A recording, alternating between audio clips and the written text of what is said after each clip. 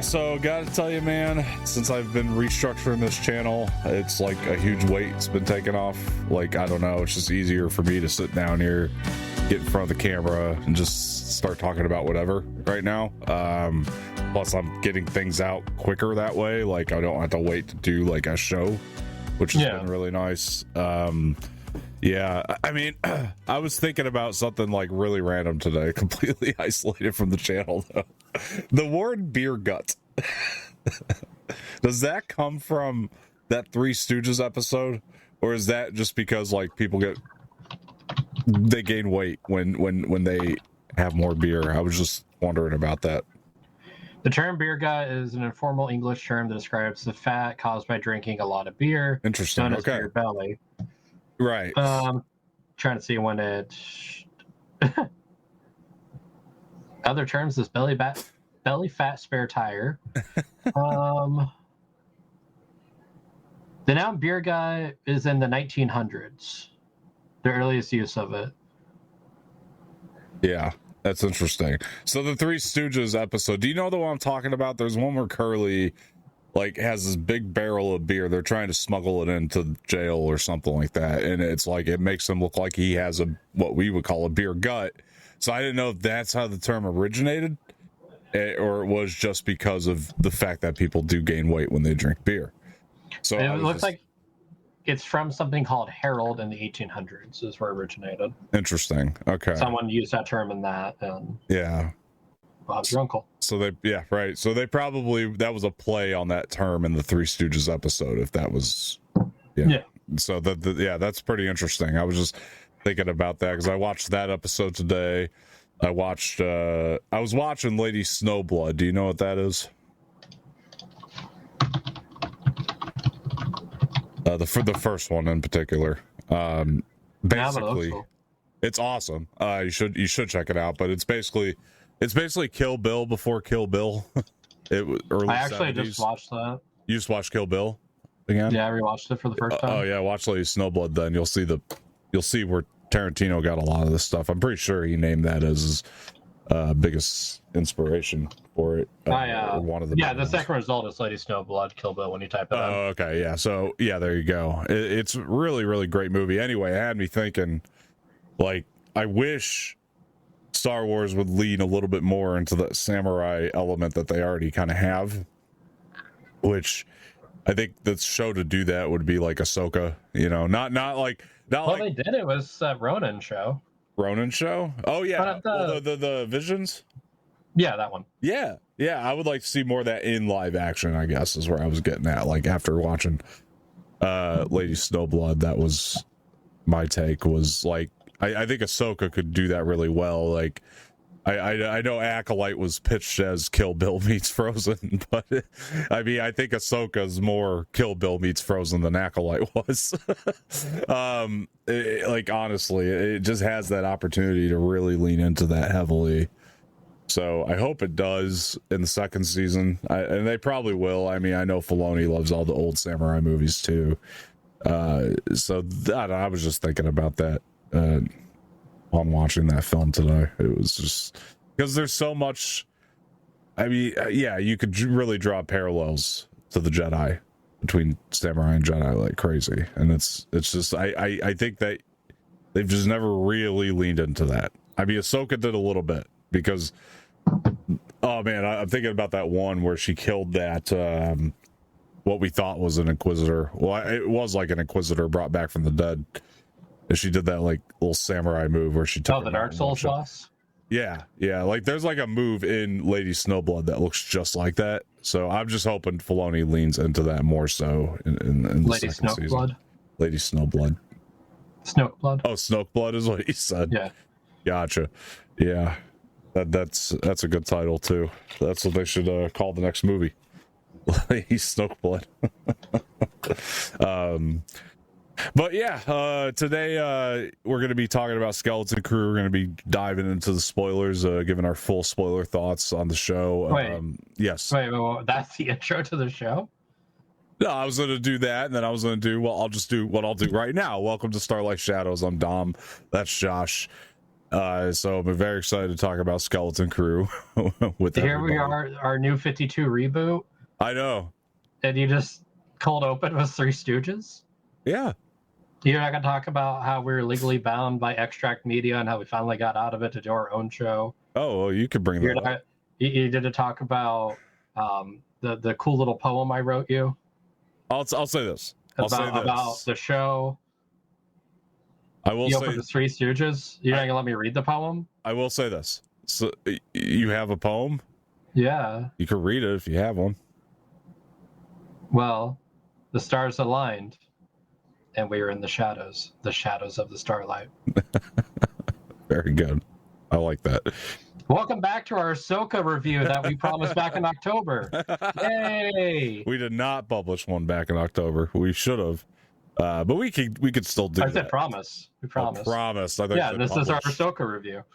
Gotcha. Oh, yeah. Anyway, so. Oh wait, no, it's not a Skeleton Crew. That's right. That's Yay! right. That's right, ladies and gentlemen. Then we'll get. We still should do Ahsoka just for. And the holiday special that we promised. We did. Yeah, we did that too. But listen, Extract Media has all those files. They wouldn't let us take them with us when there's a split. So they're gone. So we're just starting a Skeleton Crew, and we're starting this new. Yeah. Well, I'll say this. I looking at everything from Extract Media, when I rebooted the channel, so to speak, this is the one thing I moved forward. I kept forward because I love this show. I love being here and talking Star Wars with you. This is the one thing I was like, we're bringing this forward. We're bringing it back. Movie mornings is not brought back. So, you should feel a little good there, Josh. But you had a show called Movie Mornings? What?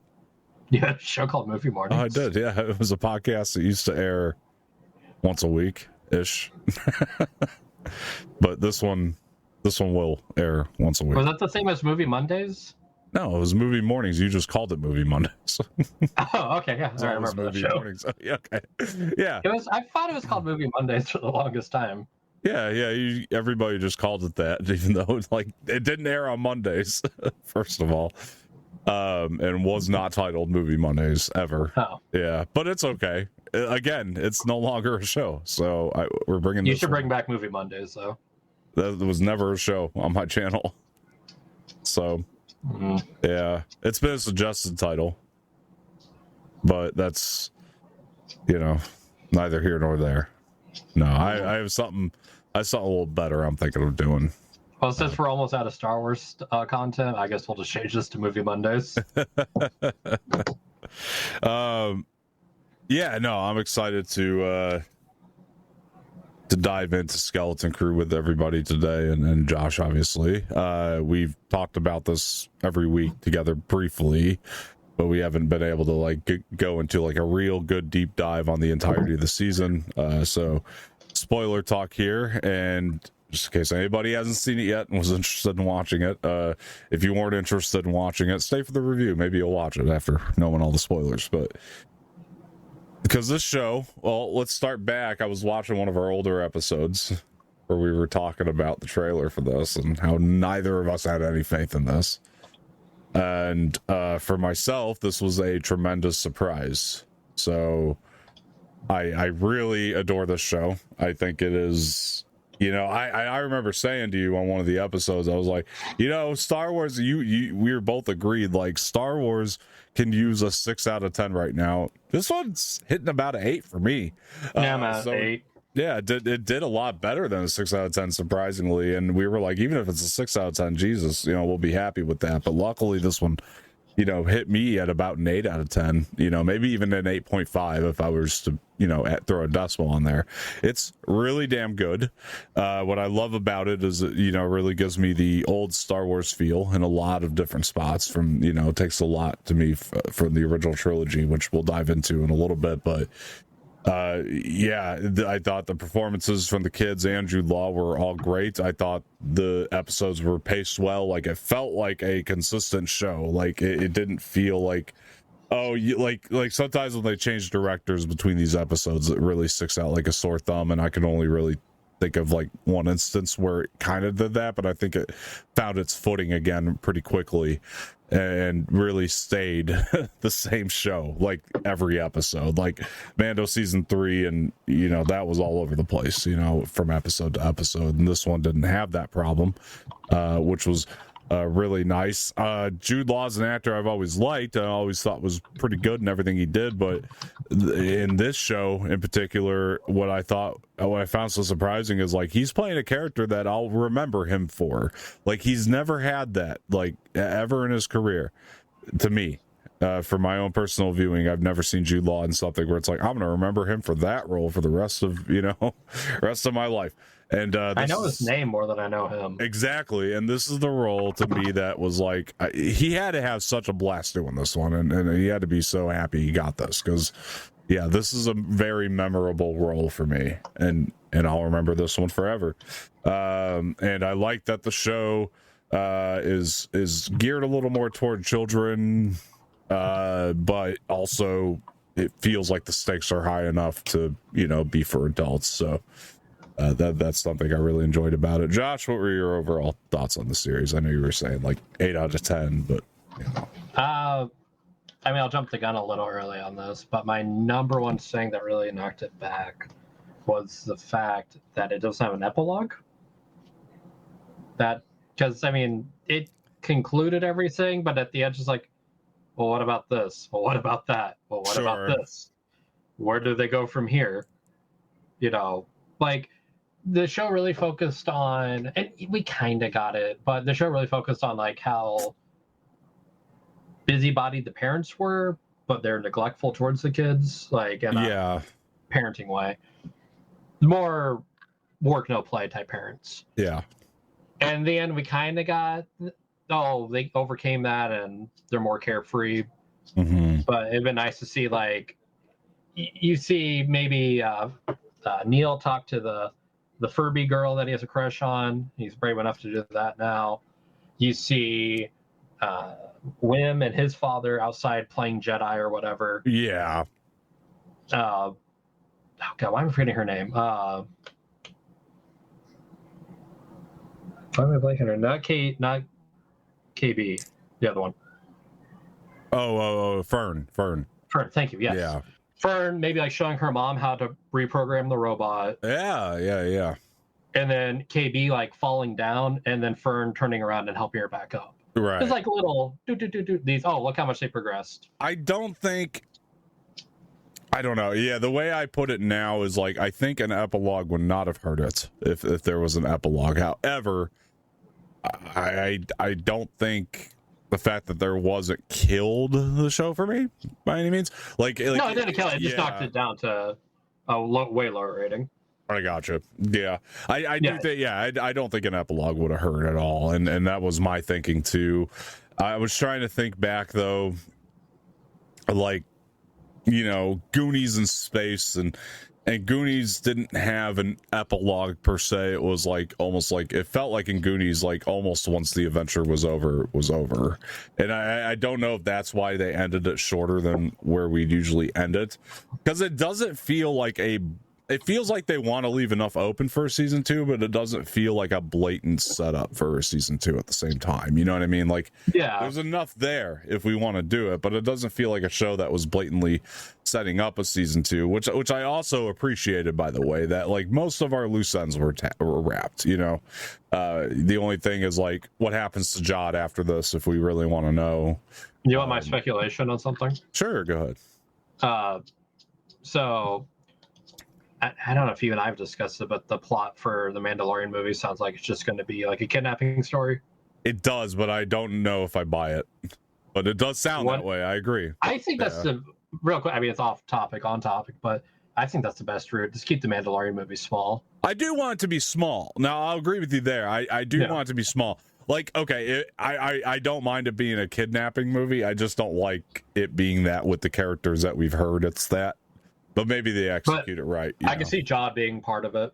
One of the ones that he owes a debt to someone. I could too. I can see him popping up in that. Because it's like, well, I mean, I'm assuming he got away. Because you see him give that sly look towards something. It totally makes sense if Jod popped up in it, because Jude Law is typically a movie actor. Like, it'd be weird to just hire a movie actor for this one show, even though it was a great show. It'd just be weird to hire this one actor for this one show, and he's usually like an actor that plays that sort of side supporting role in these days. So, like, if he was in there for that, like as even just a supporting role, like it would actually make a lot of sense. I didn't think of it that way.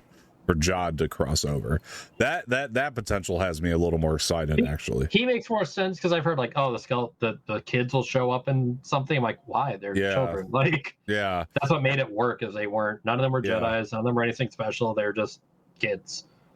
I mean, I want it to be I want the Mando movie to be a simple adventure, but also within the sandbox that's been set up. So in other words, like, I want Thrawn's presence to be felt at least throughout it. Like, he doesn't have to be the villain of the movie. He shouldn't be, actually, if we want to keep it small.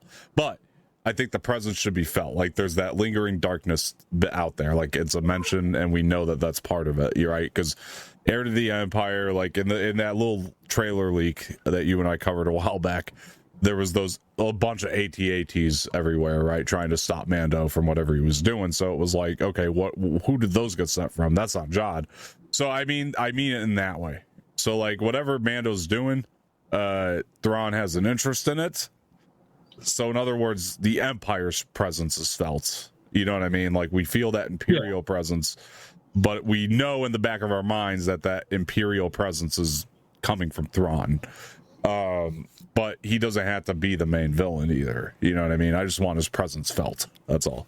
So that's my only stipulation really on the Mando movie. If we can have the presence felt, then I'm cool. You know, make it simple. That's fine. But we kind of got off on a tangent about the Mando movie there, but your theory is great. I would love to see Jod in it. I think it makes a lot of sense. Yeah, Jod should pop up in so many projects moving forward. I would also like to see these kids again, because I actually quite like them. They, you know, it could be, you know, sparse, you know, and few and far between, but I really did enjoy them. One of the things I wanted to bring up about hold on, yeah, go ahead. One way you could bring Wim in is it looks like he wants to join the academy at the end when he's looking at the TIE fighters. Right. Yes. Yeah, I could see him going into that. Yeah, for sure. That'd be a really interesting way to do bring him in. And yeah, I was thinking about that. Could you imagine if Wim met Ezra? Yeah. He would love Ezra. I could imagine that. Yeah. Yeah. Like, he would love it. Actually makes a lot of sense. Yeah. Really, any of the I thought another fun one to pair him up with, even though this character has been kind of shorthanded lately, but I thought it'd be a fun one to pair any of the kids up with. Would have been, for some reason, Fennec Shand for some reason popped into my mind for the kids to somehow be paired up with. I wouldn't mind Fennec being the villain-ish of the next season if they were to do one. Like just it'd be a fun little crossover, I guess. Like I thought that'd be really cool too. But yeah, Ezra and Wim together would be very, very awesome. One of the things I wanted to bring up, speaking of the kids though, is that the show does something you don't see a lot anymore. You have this like ensemble of kids, and it feels like they almost did this intentionally, and I'm pretty sure they did. I'll bring up why. What I loved is, like, I would argue like Neil and Fern are like the main two kids, and then Neil and KB are the side characters. But your favorite kid is either going to be Neil or KB, one of the side characters in the show, like by the end of it. And that's one thing I love. Like, it did take me back to like the Goonies era film. It's like you got all these kids. Your favorite's not going to be Mikey. Mikey's a great kid, but he's not going to be your favorite one in that movie. It's going to be like Chunk or Data, you know, by the end of the movie. And I thought that was done rather well and rather intentionally. And I point to episodes 4 and 6, and those two episodes stand out to me, but not in a way that's inconsistent, just because the 4 has this like extra focus on Neil and 6 has this extra focus on KB. Which again, for a kids ensemble show, I was so impressed with the development for every single one of them. And that's one thing I was thinking to myself is like, I wish that we had that still, where it was like a kids thing, but your favorite kid's not the main kid anymore. You know what I mean? It doesn't like the side characters are almost just as important, if not better, than the main characters. And you could really say that Wim especially is the main kid, and then Fern is, just as significant as him. So that was one thing I wanted to bring forward here. And what I loved about this group is, it like, even when Jod comes into it, like, Jod is almost throughout the entire show, even though when he's a villain, there was something to it where it was like, I still call him part of the skeleton crew. And a lot of that is because at the end there, and I want to get your thoughts on this part especially, because like at the end when they finally get away and Jod's kind of left by himself and Wim yells Jod, like the thing I thought back to was, at first I was like, wait a minute, like that guy just tried to like ruin your whole life, kid. But then the second thing that I thought about was, wait a minute, the second episode, or the third episode of the series, the part where they were asking him, what's the truth about you? And Jod like finally was like, the truth is I'm just like you. And then we think about Jod's backstory. It's like that little moment from episode 3 got carried forward so well, because I think Wim was thinking the same thing. Like, Jod is also a lost child at the end of the day. And I thought that was really, really well done. What were your thoughts on the fact that Wim, like, after they got away, called back for Jod? I just thought it was more of, since like Wim grew up with like the Jedi, we're hearing the heroics of a Jedi, that he didn't like, oh, he doesn't want to see him die. Like, he actually cares about him. Yeah. I didn't really put the episode 3 connection to it. Oh, okay. But you think about it though, in a weird way, Jod is kind of like Peter Pan. Yeah. Yeah. He's kind of the big kid leading the other kids. Yeah. It's really interesting with Jod. There are so many like different characters from like Peter Pan's a great example, in a fucked up way, but like yes, and like, but there are so many great characters from like fiction that I excuse me harken back to and parallel with Jod. Like one of those, the other one in a weird way I was thinking of was like Count Olaf. Because you remember, like, Count Olaf, like, he's that guy, he just shows up when you're trying to get away from him. And like, there was something to that with Jod as well. And also, like, the different identities and all that kind of thing. Like, I thought about a series of unfortunate events. Yeah. I think he gave me, like, a kind of that Constantine vibe. The lovable scumbag. Yeah. He feels like a character in Firefly. Yeah. Like, part of the Serenity crew, how they're borderline bad guys, but they're not bad guys. Yeah. Yeah. Honestly, I think Jod could have killed them if he wanted to. Yeah. That was like, he was never going to do that. It's an excellent point, because he's a villain, but he hasn't crossed the line of murderous villain. You know what I mean? At least not for the kids or the actual good guys, because good guys, the idea, the theme of good guys is something I wanted to bring up too, by the way, because it's spread throughout the finale and the entire show. But like, oh my gosh, this is another talk about taking a little moment and bringing it forward.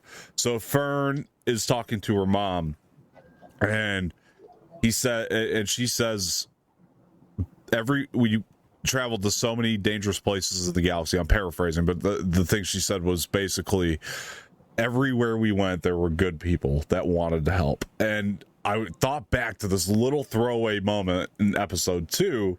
You remember they get to they get into space, into that spaceport for the very first time, and that lady actually wants to help them get home. That one random. Oh yeah. It's like, what are kids doing here? Yeah. And in the episode, it feels like a throwaway moment, and the fact that it got brought back to that line that actually ended up being very touching and relevant. Her, the owl person. Yeah, the owl. Right. Yep. Yeah. And 3. Yeah. Neil's little crush on the war planet. Right. Yeah, exactly. Yeah. I think that's and awesome. Then the monster at the spa. Yeah, you're right. The monster at the spa. Yeah. The Kraken looking thing. So those little moments from every other episode, it's like it got brought back into this, like, what I thought was a great line from Fern and the great moment between her and her mother. And so it was like, and something that, again, it's so relevant. It's such a good lesson for kids, and something that's what I liked about this, because we're talking about Well, actually, let me stay on like good people being across the galaxy. So, at toward the end of the episode, Wim wants to. He's basically Jude Law's telling him like nobody's coming to save you, boy. You know, and Wim is trying to. You know, he believes in good people coming in, but Jude Law doesn't have that belief.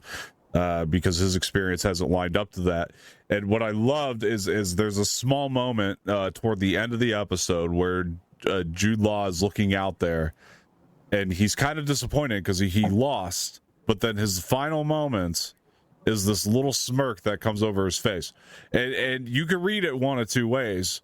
Now, one of the great ways I was thinking is like, oh, look at that. The good guys did come and help. There are actually good people. Those kids were right in the galaxy.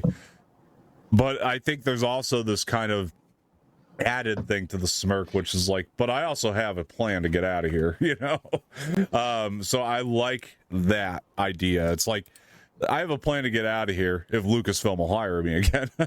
But if not, that smirk can also be read into as the good guys did come and help, you know, which I thought was just, and it was, this is why I love this performance from Jude Law. It's subtle. He doesn't have to say a lot. It's just, it's in a smile and you can read into it in multiple different ways in a very good way. So yeah, I don't know. How'd you read in that smirk at the end that he gave? Did you think it was like the good guys are coming, or was it more or less like, I got a plan, you know? Because I think it could be done either way. I don't know. I honestly, I mean, that is an interesting way to look at it. Yeah. He kind of, in a weird way, is rooting for the kids. Yeah. I don't. No, it's true. I mean, it's really tough to call, I suppose. Like, I'm just gonna assume it's him being cunning. Like, he's like, oh, I know what to do. Yeah. You know? Yeah. Yeah. Like no, for sure. Yeah. I don't know. Well, I don't know. Yeah, go ahead.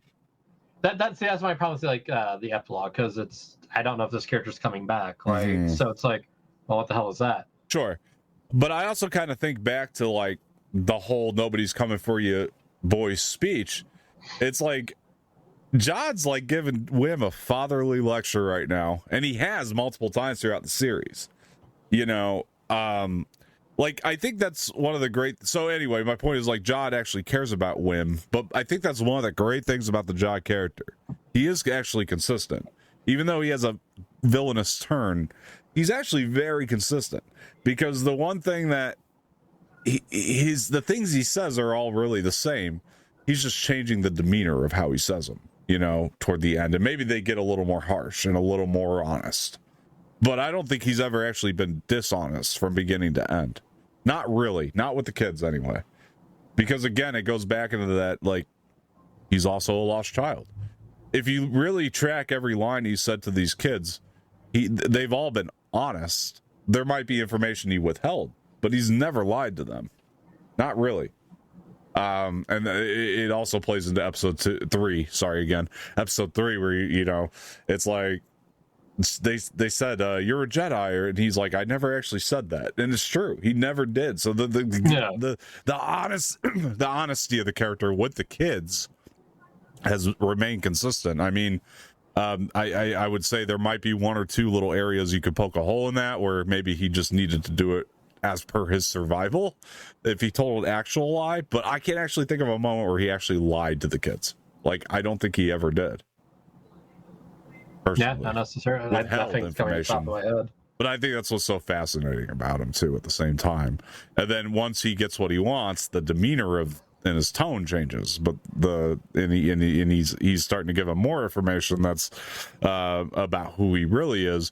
But lying, he's never told them something that wasn't true throughout the show. And the character is so layered; it's fascinating when you really start to dive into it. I don't know if you heard about it, but supposedly they filmed the scene where the Jedi finds him as a kid. I did hear something about that. Yeah. So do you think it's better without it, or do you think they should have shown it? I think it's better without it.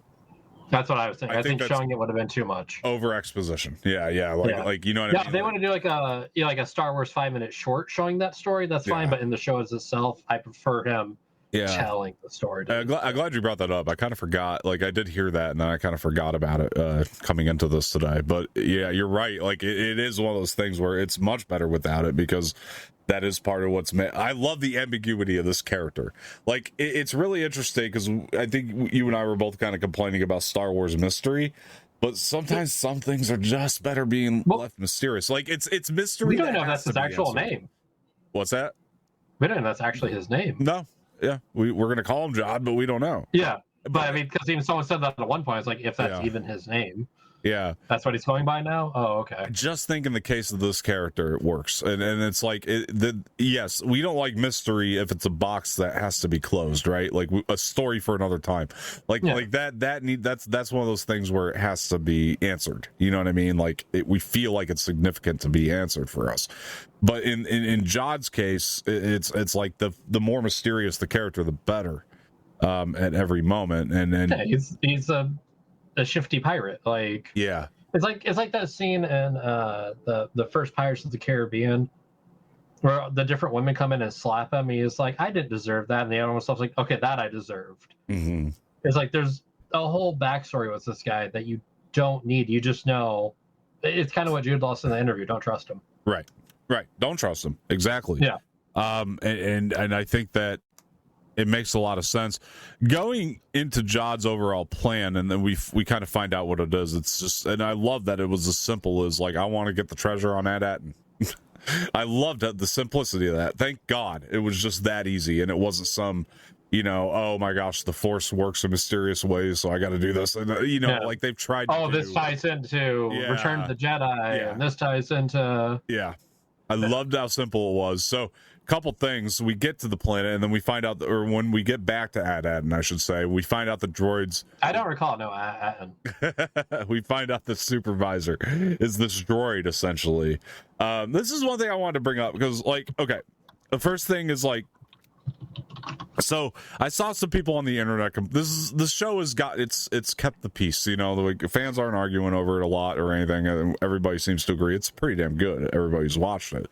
The thing is like one of the few complaints I did see was about this droid and how the adults are working for a droid and they're just okay with it. And I'm like, wait a minute, hang on now, because to the people that are complaining about this, I want to back up. You are on the internet getting paid to complain about this droid. You work for the machine. Like, just like these parents do. And also, I also would like to add that this droid reminded me so much more of so much of HAL 9000 from 2001: A Space Odyssey. Like, and it really is this like sort of statement on like how humankind just continues to fail to the machine, and I find that interesting that they included that. Like, it was almost a spiritual successor to 2001 in a way to me, because of that. You know what I mean?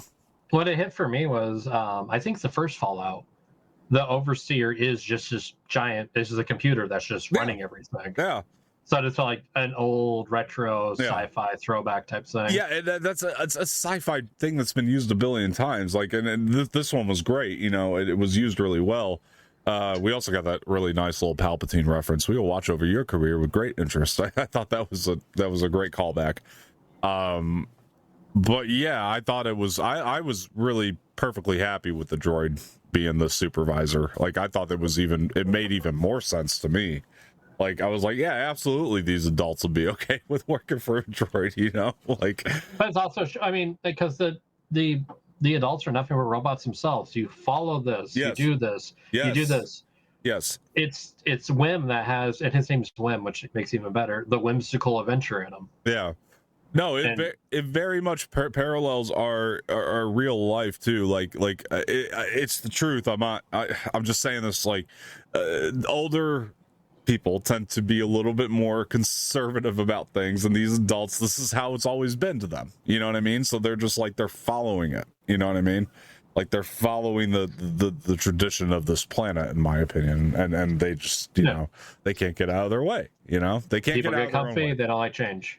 It's true, and everybody's guilty of it. Like, everybody's guilty of not being able to get out of their own way from time to time, and I think that's what happened with these parents and these adults. Like, yeah, we're all analysts, nothing peculiar peculiar here about that. You know what I mean? My son takes more bubble baths than humanly possible. That's fine. You know, it's like speaking about Neil there, who can't take a full bubble bath to save his own life, just kept getting interrupted like every single time. I know, he just wants to take his damn bubble bath. Let him. Speaking back to the kids, I do want to know by the end of the show, like, who ended up being your favorite of the kids? Neil. Yeah, I'm still with you. Neil. Yeah, Neil. And I think like KB really crept up. Oh, KB's cool, yeah. She's awesome. And ended up honestly being the MVP of the finale. I think why I'm partial towards Neil is his episode's 4. That was a great episode. Yeah. It felt like a Star Trek episode. Oh yeah, it really did though. You're not They beat wrong. down to a war planet. Yeah. He meets a girl. Kirk meets a girl. Oh, this isn't the way life should be. Well, then, teaches them the way of peace and prosperity. Like, it was like straight Star Trek for me. Yeah, the Daniels did such an excellent job on that episode. It's one of my favorites. It ranks 2 or 3 for me in the series. Like, I think the finale, everything coming together might have been my favorite in the finale there. But yeah, that Daniels episode was damn powerful. Like, it was this craziest thing. Just that connection that he had with the other. Oh gosh, what was her name? I want to say Helena, but I know that's wrong. It was along the lines of that. You know, Let's see. I'll Google it real quick. Yeah. Anyway, that young actress was great in that episode, and that connection that they shared, and informed us so much more about Neil and his life and his past story. That was a sister planet to Aten, right? Yes. Did their machine die, and that's why they went to war? What's that? Did their machine break down, and that's why they fell apart and went to war? Essentially, I think that is the meaning by the end of this. Yeah, because that they had a machine. Their supervisor was done. So you could maybe assume they also had a machine that was running everything. That's really interesting. I didn't think of it that way. That just hit me. I'm like, wait. Yeah. So it was a machine probably for them as well. That is fascinating. I hadn't thought of that. It's a good point you brought up. God, wish that. Wow. Anyway, she was great. I'm close to uncovering the you're good. of the name. You're good. I was about to say it. I'm like, wait a minute. That just pulled up everything. Farrah, thank you. Yeah, that Farrah storyline was fantastic, and her and Neil's connection, and learning so much more about Neil. And it really did, of all of the episodes, that's the one that felt the most like self-contained as well. But it was in a great way. Like, it still didn't feel like it brought the adventure to a halt either, while being somewhat self-contained. Like, it really felt like it was continuing the adventure, and it was just another step into making us think that Jon. I apologize. Guy. Yeah. Farrah is the mom. Sorry. Oh. Because it's like, I was just like, it's like 5 episodes. Like, she's not in 5 episodes. But I saw it's something like Farrah though, because it's like a punchy name. Yeah, it is. Hana, sorry, right? Hana. Is it Hana? I think so. Yeah, because I think I could specifically. Yeah, Hana. Yep. Yeah, I remember. Clan member. Yeah. I remember Neil saying, "Come with us, Hana." You know, at the end, which was so heartbreaking. Key figure episode. Yeah, clan member trail. Yep. There we go. All right. Yeah. Miss yourself. Now I assume because of that episode that Neil does get the girl. Like, he goes and he comes in with a brand new confidence and gets that girl. Like, that's my assumption. He has to. Yeah, they should have shown it. I know. I agree. That's one of my disappointments. Is Neil should have gotten the girl. If that was the only thing in the epilogue, it's like it would we have been see fine. Every character overcome their little character hurdle. Yeah. And it's like, oh man, I want that payoff though. Like, I just want to know that Neil got the girl. For all we know, the Furby thing got killed during the invasion. It's true. And then hear me out. So the Furby thing gets killed in the invasion. Yeah. Neil turns hardened, dark, and cold. Neil is actually Snoke. Wow. That was a stretch. No. If you rewatch Last Jedi, not once does Snoke ever get his bubble bath. Very much like Neil. I don't know that Snoke is into that. I'm sure he's a shower guy. He's old enough. Dude, that's a bubble bath boy. Yeah, I will take a shower with a shower stool, but it's one or the other. There's no way Snoke's standing. Hey man, he's in that tank in Rise of Skywalker at the end. It might be a different version of Snoke, but I'm pretty sure I saw bubbles in that tank. Just saying. That little bacta tank he was in. Maybe Neil finally got his bubble bath. Maybe that's how it all ties and comes together. That's Star Wars for you. We figured it out. Sorry, news article. I just got a news article. It's not Star Wars related, but it is sci-fi related in a sense. Oh, okay. Would you like it real quick? Do you want breaking news on? Is it breaking? Starlight Shadow. Oh, it is. Barbarian director writing and directing the next Resident Evil movie. Oh, that's cool. Can they do it? Can they actually pull it off? That might be the one that does it, though. But that just popped up on my feed because I'm just kind of looking at what's going on right now. That's fine. That's cool. Fine. Star Wars toys got announced. Oh, did they? Yeah, I just threw one into the chat. Okay, I'll pull it up. Honestly, so going back into the overall like Star Wars feel of the show, I was trying to figure out like what is the magic trick, like how does it do it, what does this show do differently than some of the others that don't quite capture that Star Wars feel. And what I mean by that is that original trilogy feel. I can say it right now. Go ahead. Fun adventure. It is fun adventure, but it's fun adventure that actually had like high stakes. Like the stakes never felt not high to me. Like Jod is a very intense villain that has high stakes, but it's still kids can watch it. It's simple, but also it's got relevant themes that even adults need to be reminded of, and that kids will take with them for the rest of their lives. Like I think that's the Star Wars feel when I really think about it more. And yeah, the show was fun. Every week I was looking forward to with this one. That was the other thing. I was like really happy Skeleton Crew was back every week, yeah. and that was a nice surprise. And I'd also even call this one probably rewatchable. Like I haven't personally gone back to watch it myself. Like I've put it on like as I'm going to bed sometimes, just because it's an easy fall asleep to. But it's also like. I haven't actually done a full rewatch, but I probably will multiple times on this one. I just loved, again, I think the simplicity of it and the fun of it and how great it is. So we dove into episode 4, which was a standout. I think the other standout for me, I know we had some disagreements here, but like I thought 6 was a huge standout. I thought Bryce directed the hell out of that one. I don't know. I am stuck between episode 4 and 6, like which one I liked more, because 6 was our development for KB, the same way we got it for Neil, and like once we learned about KB, it was like I was so sold on that character. Much more than I'd ever had been, and also I thought it was a touching episode. I mean, the way that what it showed is like I loved how KB kind of remained pretty reserved throughout the entirety of the series, and then what we find out that I thought was awesome is like, KB's actually like she listens to everybody and she understands them because once Neil saves her. I love the line that got me was "Thanks, Jedi." I thought that was awesome. That was a highlight of the show for me. And that was so sweet and so touching, and just yeah. And then I also loved in episode 6. Just I thought the action was just really good. It was a great lead in to what we were getting into for 7 and 8, because 6 is really where the shit really starts to hit the fan.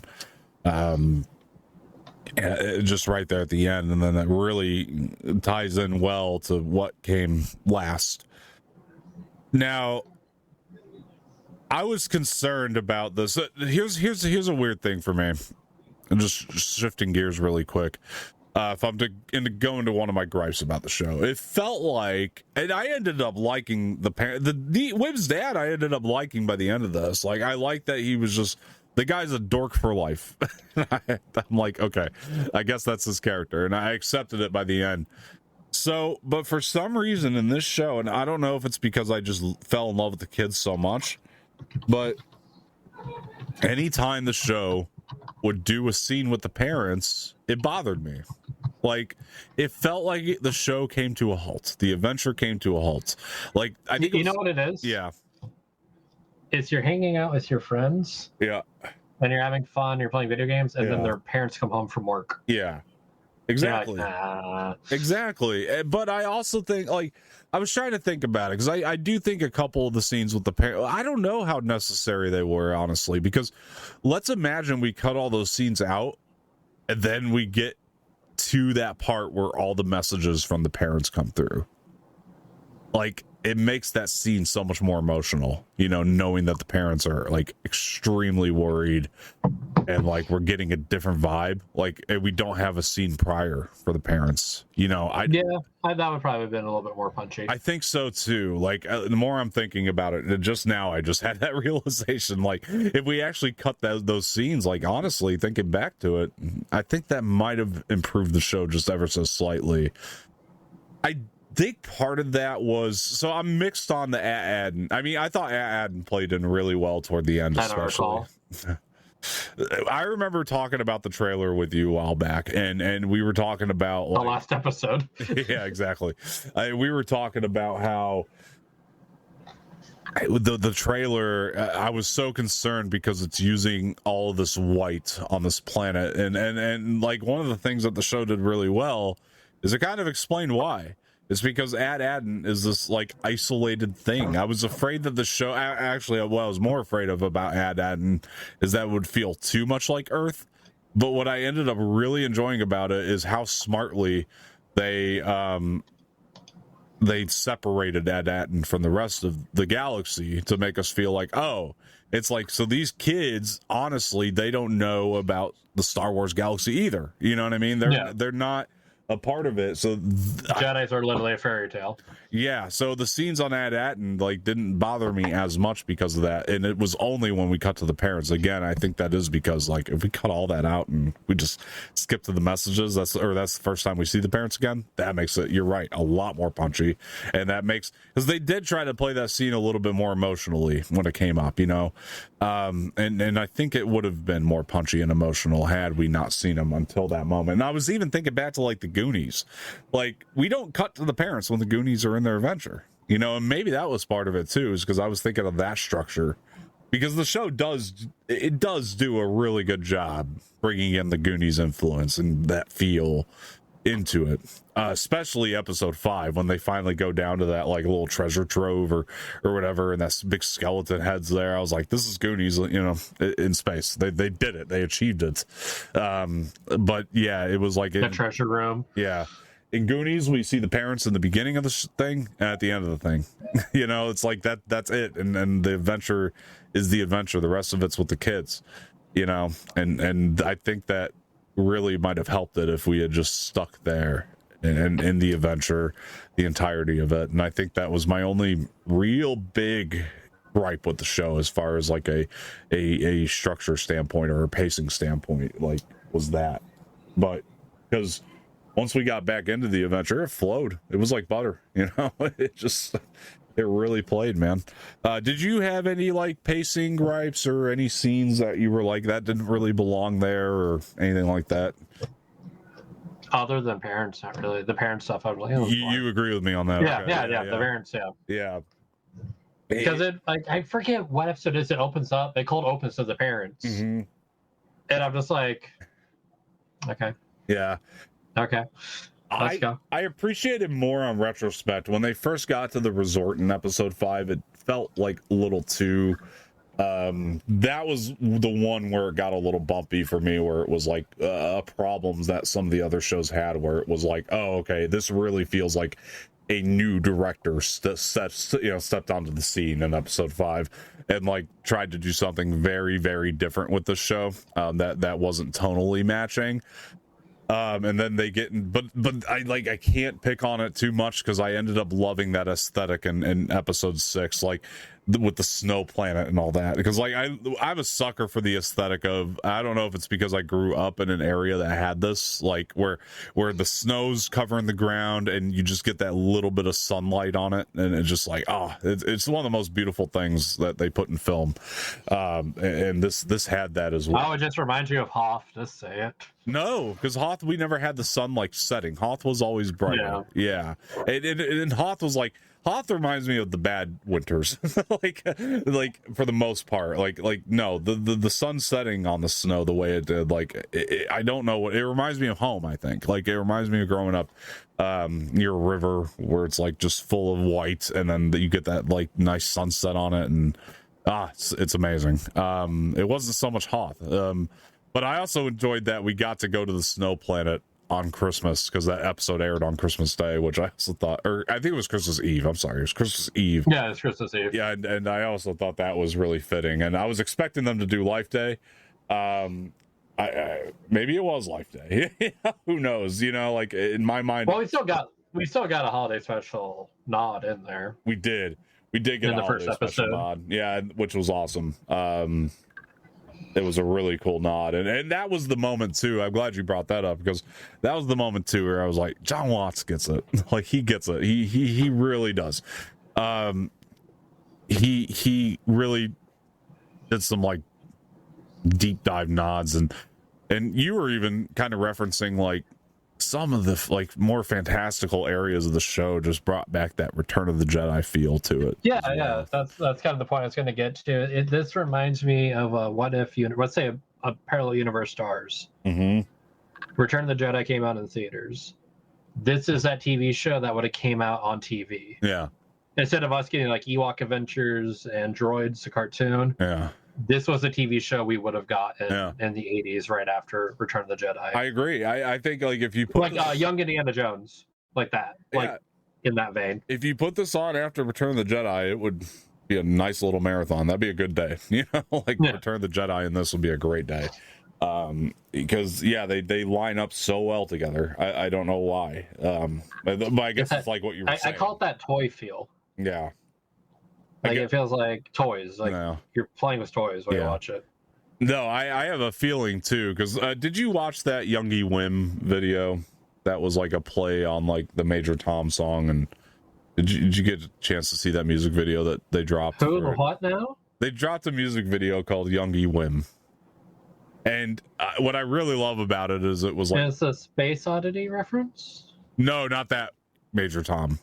The Peter, God, who's the artist? Peter Schiller, Major Tom. Coming Home, Major Tom. You know that song? It's a bop. No. It's a bop. Anyway. Hold on. We're going to be live listening to it. I won't play it because copyright. But what's it called? Major Tom Coming Home. It's Peter. I wish I remember the artist's name. Peter Schilling? Yeah. Yeah. I almost had it. It was at the tip of my tongue.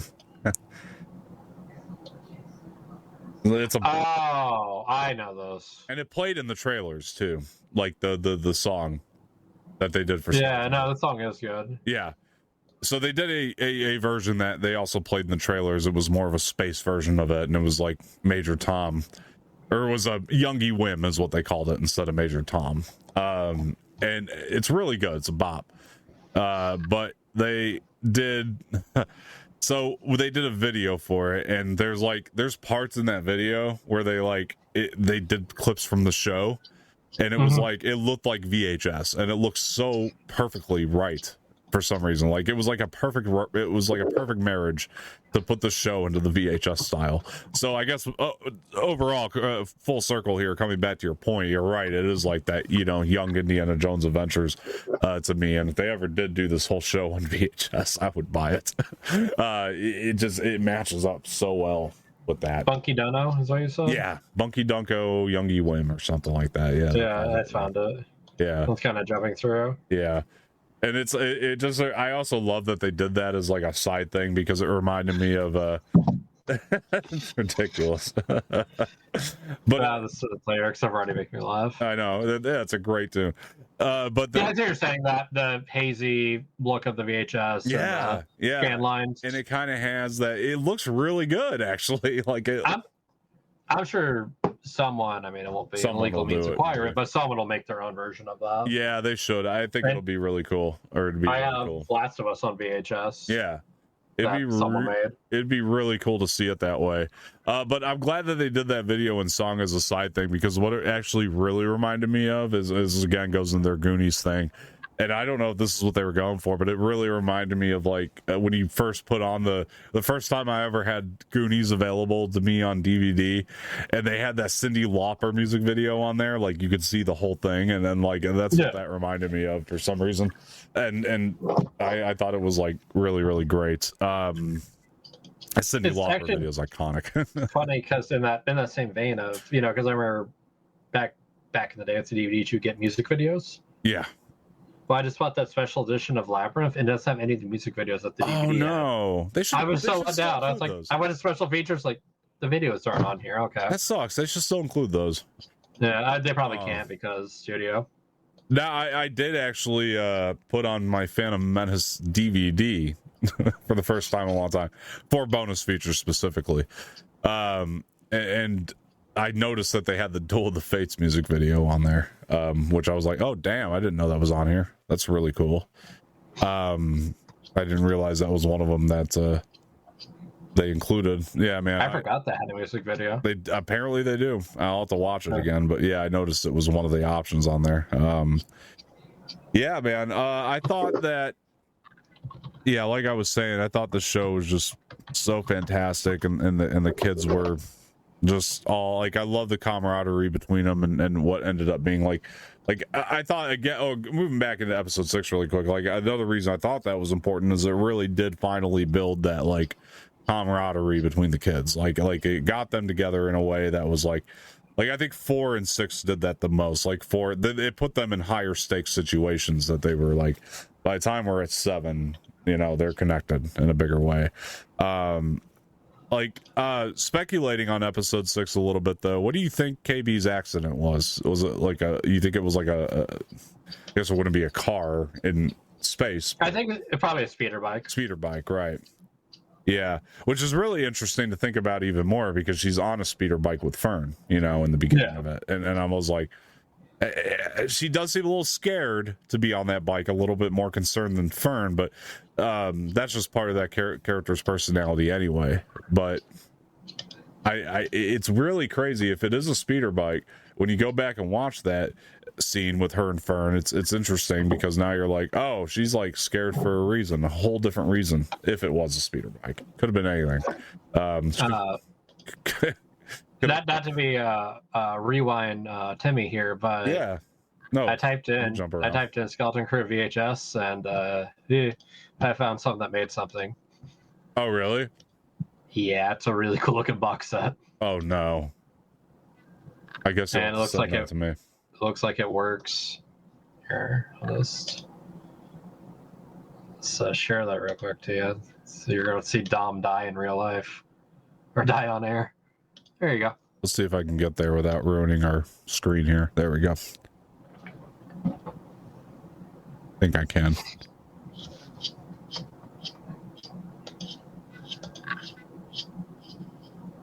No way. No way. I don't know if he's selling these yet or not, but he did one for each episode. And if you look at the set, he puts it fills the whole image of the kids walking. No way. Up the hill, yeah. That's really cool looking. And he did the big box too. I should be able, yeah, I can put it up here. That is something very neat. Oh, yeah, do that. There, let it loop bound so the kids at home can see the box set. Yeah. That's crazy.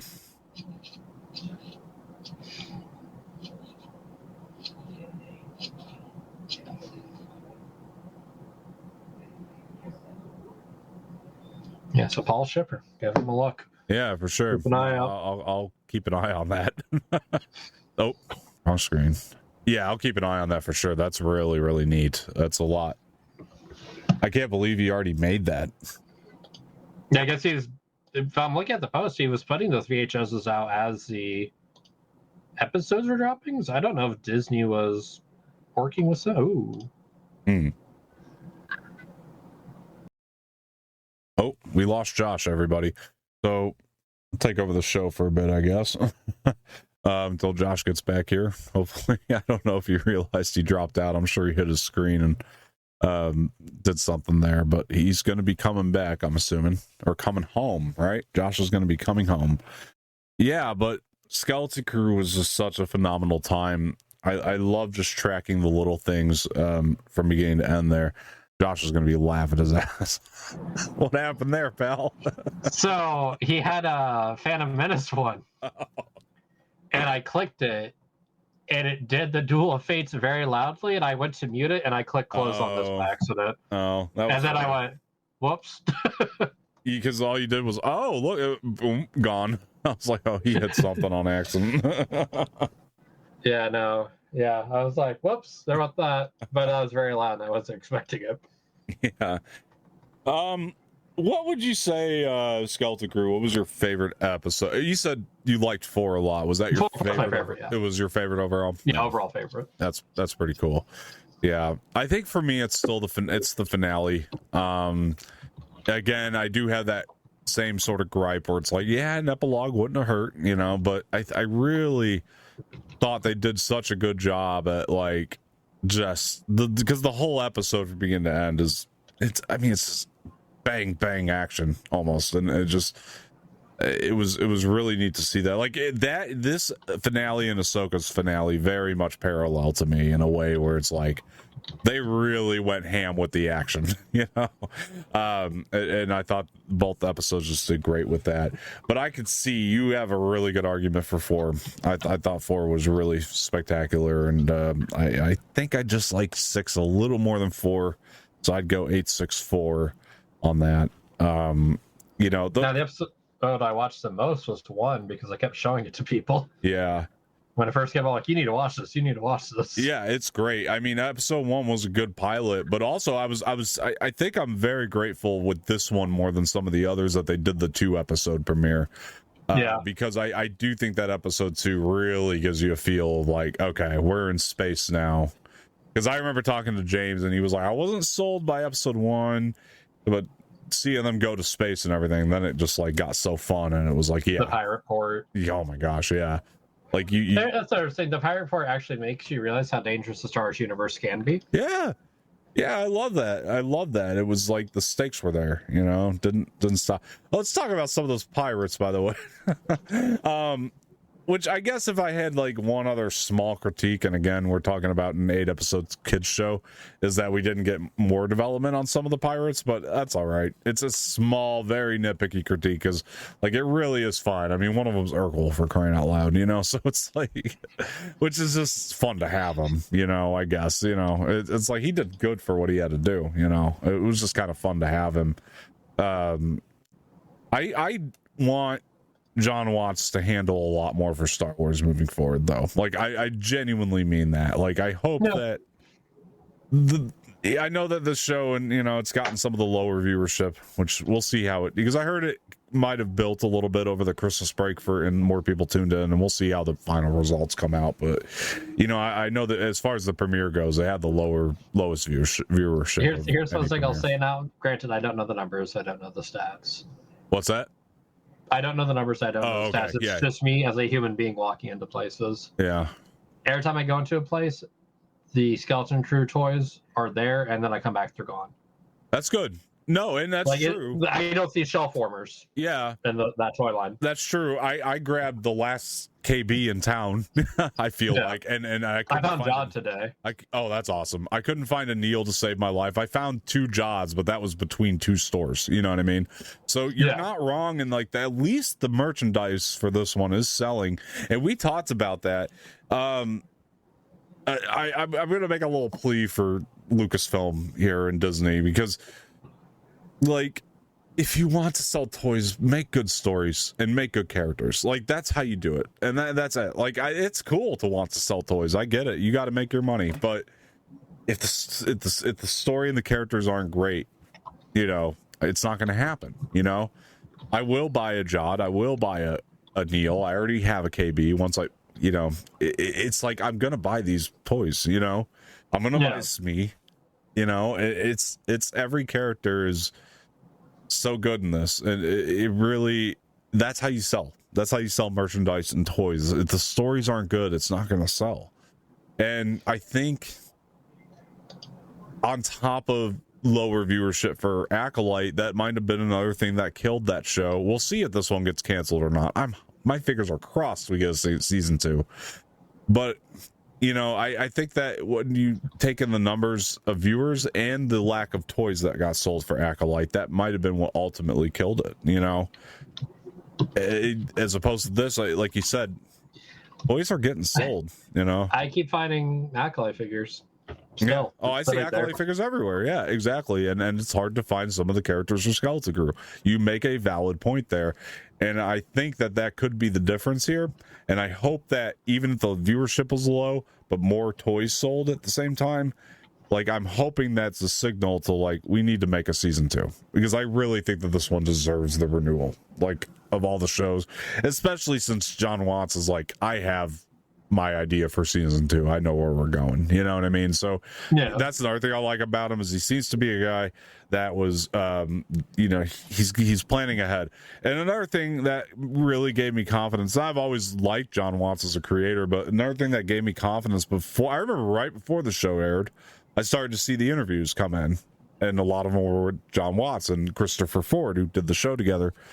And I'm telling you, there was a confidence to the way they would answer questions about the show and everything that I hadn't seen on many, I wouldn't say all, but many of the other creators. You know what I mean? They seemed so confident in their idea. There was something about it. And it was right before it aired that I told myself, I was like, because of those interviews, that this might be good. Like, from everything I'm hearing, because of the confidence that they're answering the questions with, this might be good. They seem pretty confident in it. Like, they really do. And I really hope that he works on more Star Wars stuff. I hope he's involved in the entire New Republic era moving forward. Like, I know they tried to, no insult because he's a good director, but I don't know if it was a good choice, because you remember seasons 1 and 2 of Mando were Dave and John, and then for producers anyway, and then season 3 they brought Rick Famuyiwa in as a producer, not just a director for episodes. And I'm not blaming Rick Famuyiwa for the choices, but he's the difference, you know what I mean, in the producer credits. So I think I think Jon Watts would be a better candidate for the Rick Famuyiwa job that he had. And I'm not trying to get anybody fired. I think Rick should still direct the episodes. You know what I mean? I think he's a good director, good writer.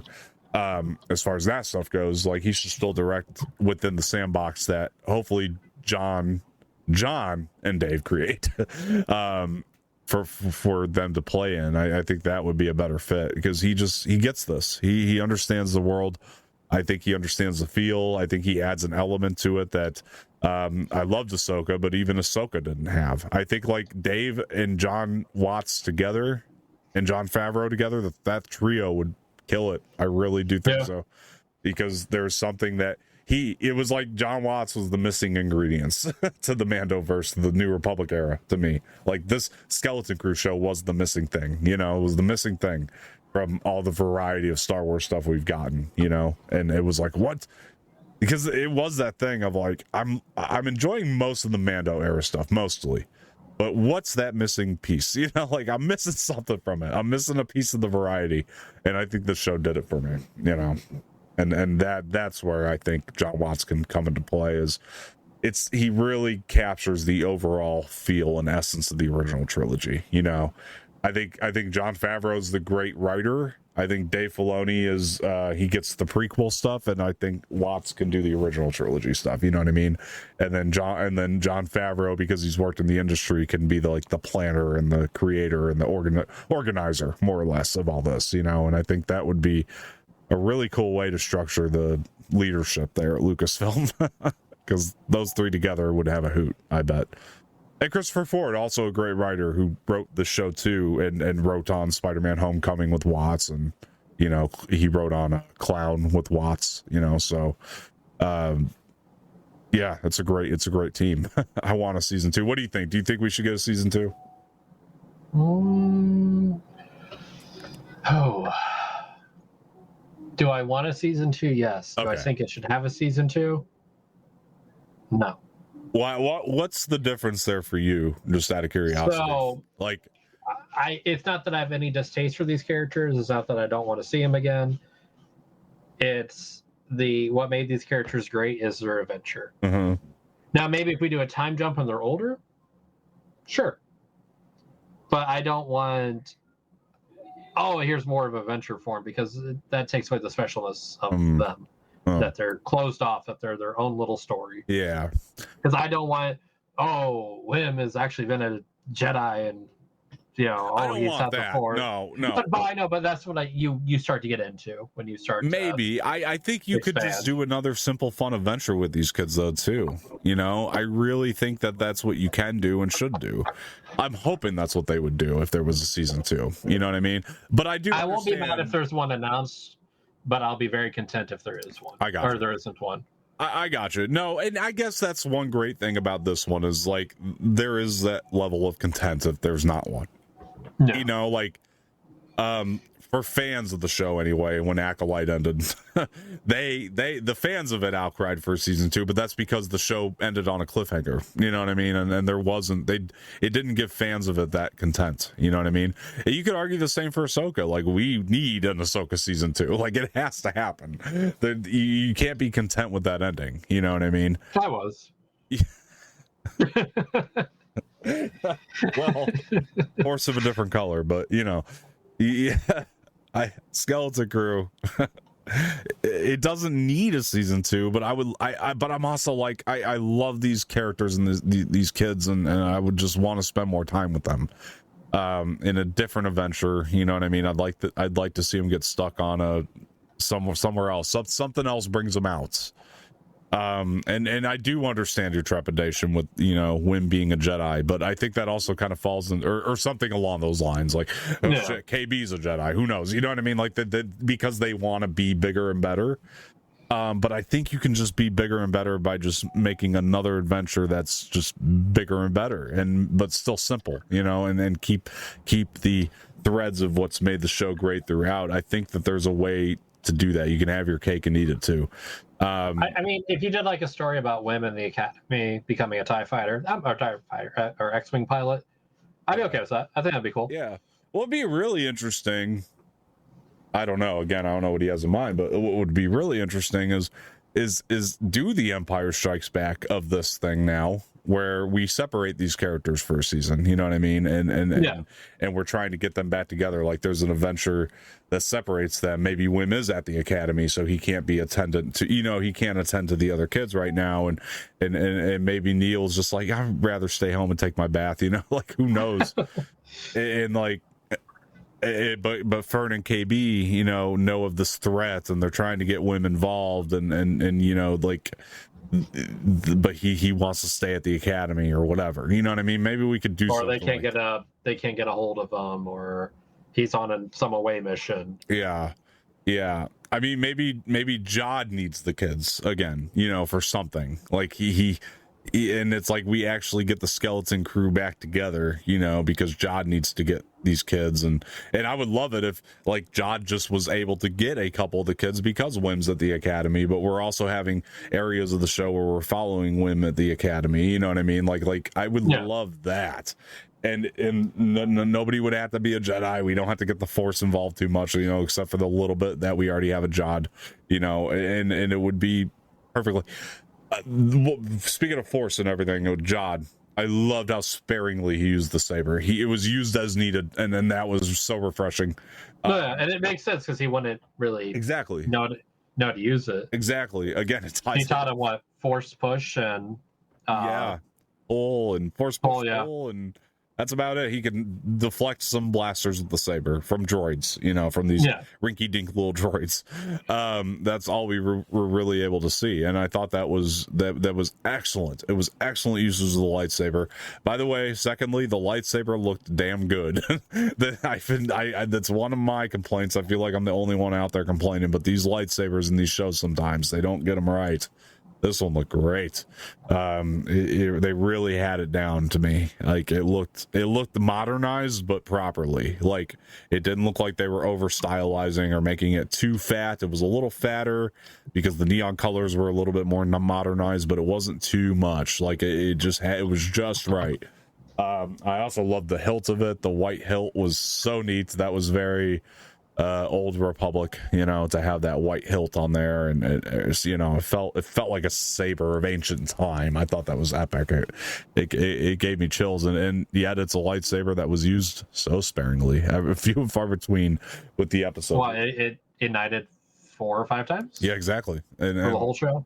Yeah, he used it when he needed it, because that was, I like that, because I was listening to the commentaries on the Ahsoka 4K. And one of the things I love that it's the truth that Dave said is like, yeah, Sabine's going to use her lightsaber when she needs to, but she defaults to her blasters because that's what she grew. That's her combat style. Yeah. And I felt about the same with Jod. Like, he's not going to default to the lightsaber, but he will pull it out if he needs to use it to get out of a situation. And I like that was consistent, And when we see Sabine use a lightsaber, it's clunky, it should be. And I liked when Wynn picked it up as like this big hero moment, and he had upside down. Yeah, it was great. Like, he's just a dumb kid. Like, yeah. I love that. That was awesome too. You're right. That was like, first of all, that's something we haven't seen done with a lightsaber. Like somebody accidentally igniting it upside down. So that was something new that we could do with a lightsaber that felt fresh. Which fresh is the word I would use to describe this show. That's one of the best things about it is it's fresh. It's new. It doesn't feel like. It feels so new that but also keeping those themes and the things we love about Star Wars in general. But I did love how fresh the entire thing was, because it was all new characters. We didn't have, you were kind of saying it's what your trepidation is for season 2. We didn't have it here. There wasn't these big connections to the rest of it. It wasn't necessarily concerned about the rest of the universe. It reminded me of when Guardians of the Galaxy first came out, and it's like, it had things for sure, like Thanos was introduced and all that for later, but it wasn't necessarily concerned as to what was going on Earth. You know what I mean? Yeah. And with it didn't, Guardians of the Galaxy didn't care about the Avengers. You know what I mean? That was especially present in Guardians of the Galaxy 3. It didn't care about the rest of it. It cracks me up because I remember when Guardians first came out. Yeah. It was during the Netflix era too. Yeah.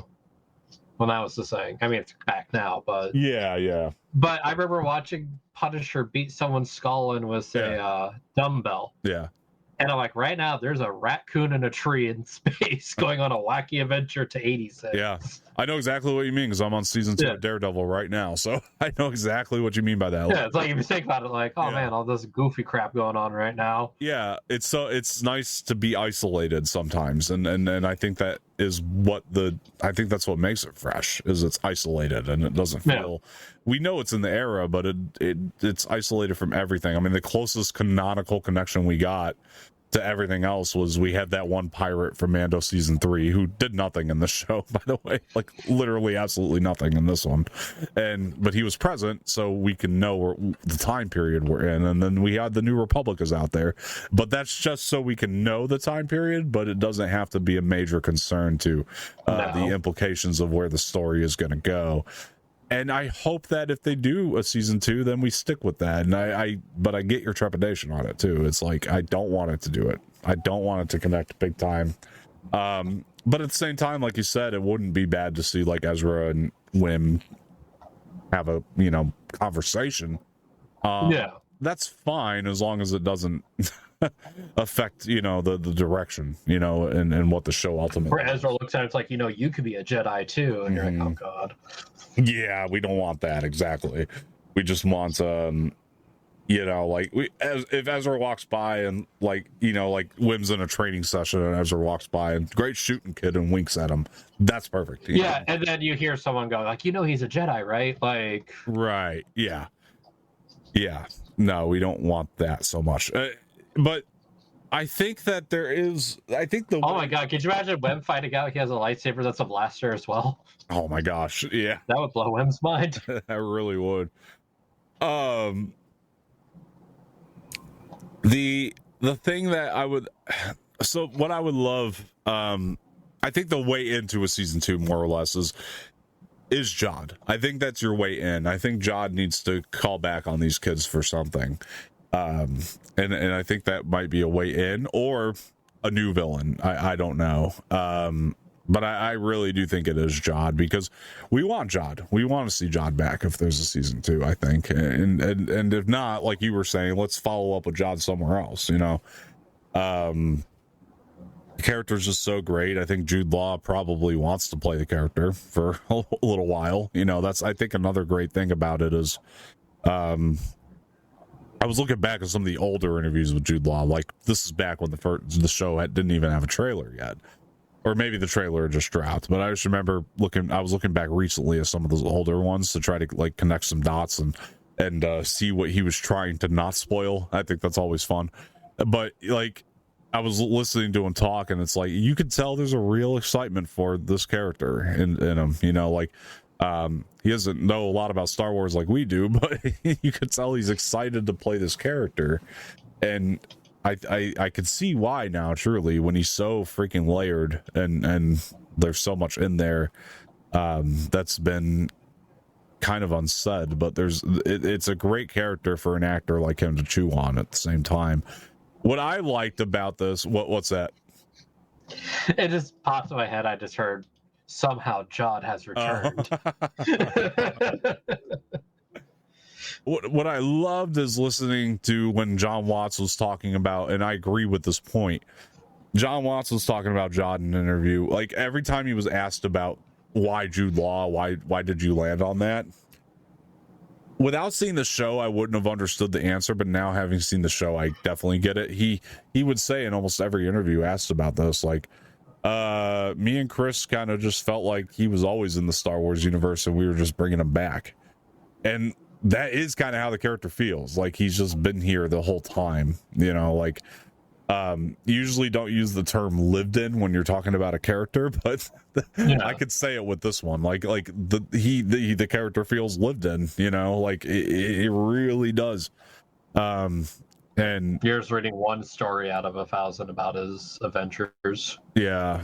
I think all 4 of these kids too, I think they're going to be major stars moving forward. Like they're going to get hired, and I think that they burned 4 big stars out of this. Like, it doesn't feel as monumental. They could use Neil for Elephant Man 2 or an Elephant Man remake. Very good. Please, nobody try to do that again. We have a perfect version. I know it's a story that's been done multiple times, but I mean, like, yeah, you know what I mean. Yeah, I know what you mean. Yeah. The joke is because the I know. I got the joke. I laughed at it. Yeah. No, it's because, like, the alien race is elephant-like. Mm-hmm. Yeah. That's the joke. I got it. Thank you. Because elephants have tusks. Okay. Oh, by the way, speaking of tusks or trunks, the fourth episode, trunks. Yeah. Well, that too. They have both. They have tusks and trunks, yeah. But with the trunks specifically, one of the parts that cracked me up in episode 4 is I don't breathe out of my trunk. Yeah, that was just that part. Yeah. You got a claw. No, I don't talk out of my trunk. Yeah, that's what he says. Yeah, something like that. Yeah, it got all clogged up or something. Yeah. No, they say shut your trunk. They do? In the Pirate's Bay, he laughs with, haha, don't you talk out of my trunk. Yeah, something like that. Oh, okay. Or keep your trunk quiet or something. It's along the lines of that. There's a few trunk jokes throughout it, I feel like. Then. Yeah, okay. Yeah, but either way, the trunk jokes, just, they never cease to make me laugh. It's what made it funny is because it's like, it makes it funny to go, oh, he's an elephant, but also just be like, oh, he's an elephant. Like, it's something that makes him different from them, but it's also something like, oh yeah, well, he's just one of the elephant people. No. Which I don't know his species name. Yeah. I don't either, and I think that they also made a point to kind of keep that ambiguous because they said everybody thought he was like the Max Rebo species. Is he not? He's not. So they said that specifically, he is not the Max Rebo species. It's a different species. I mean, yeah, they do look really different. They do. I mean, they're both blue elephants, though, which is interesting. Yeah. But, yeah. I mean, Neil's more adorable, but yeah. Oh, by the way, I'd be remiss if we didn't talk about the overalls and the haircuts. I loved it. I loved every second of it. Just a fun little detail to bring up here. I just thought that added so much to what makes the character so great.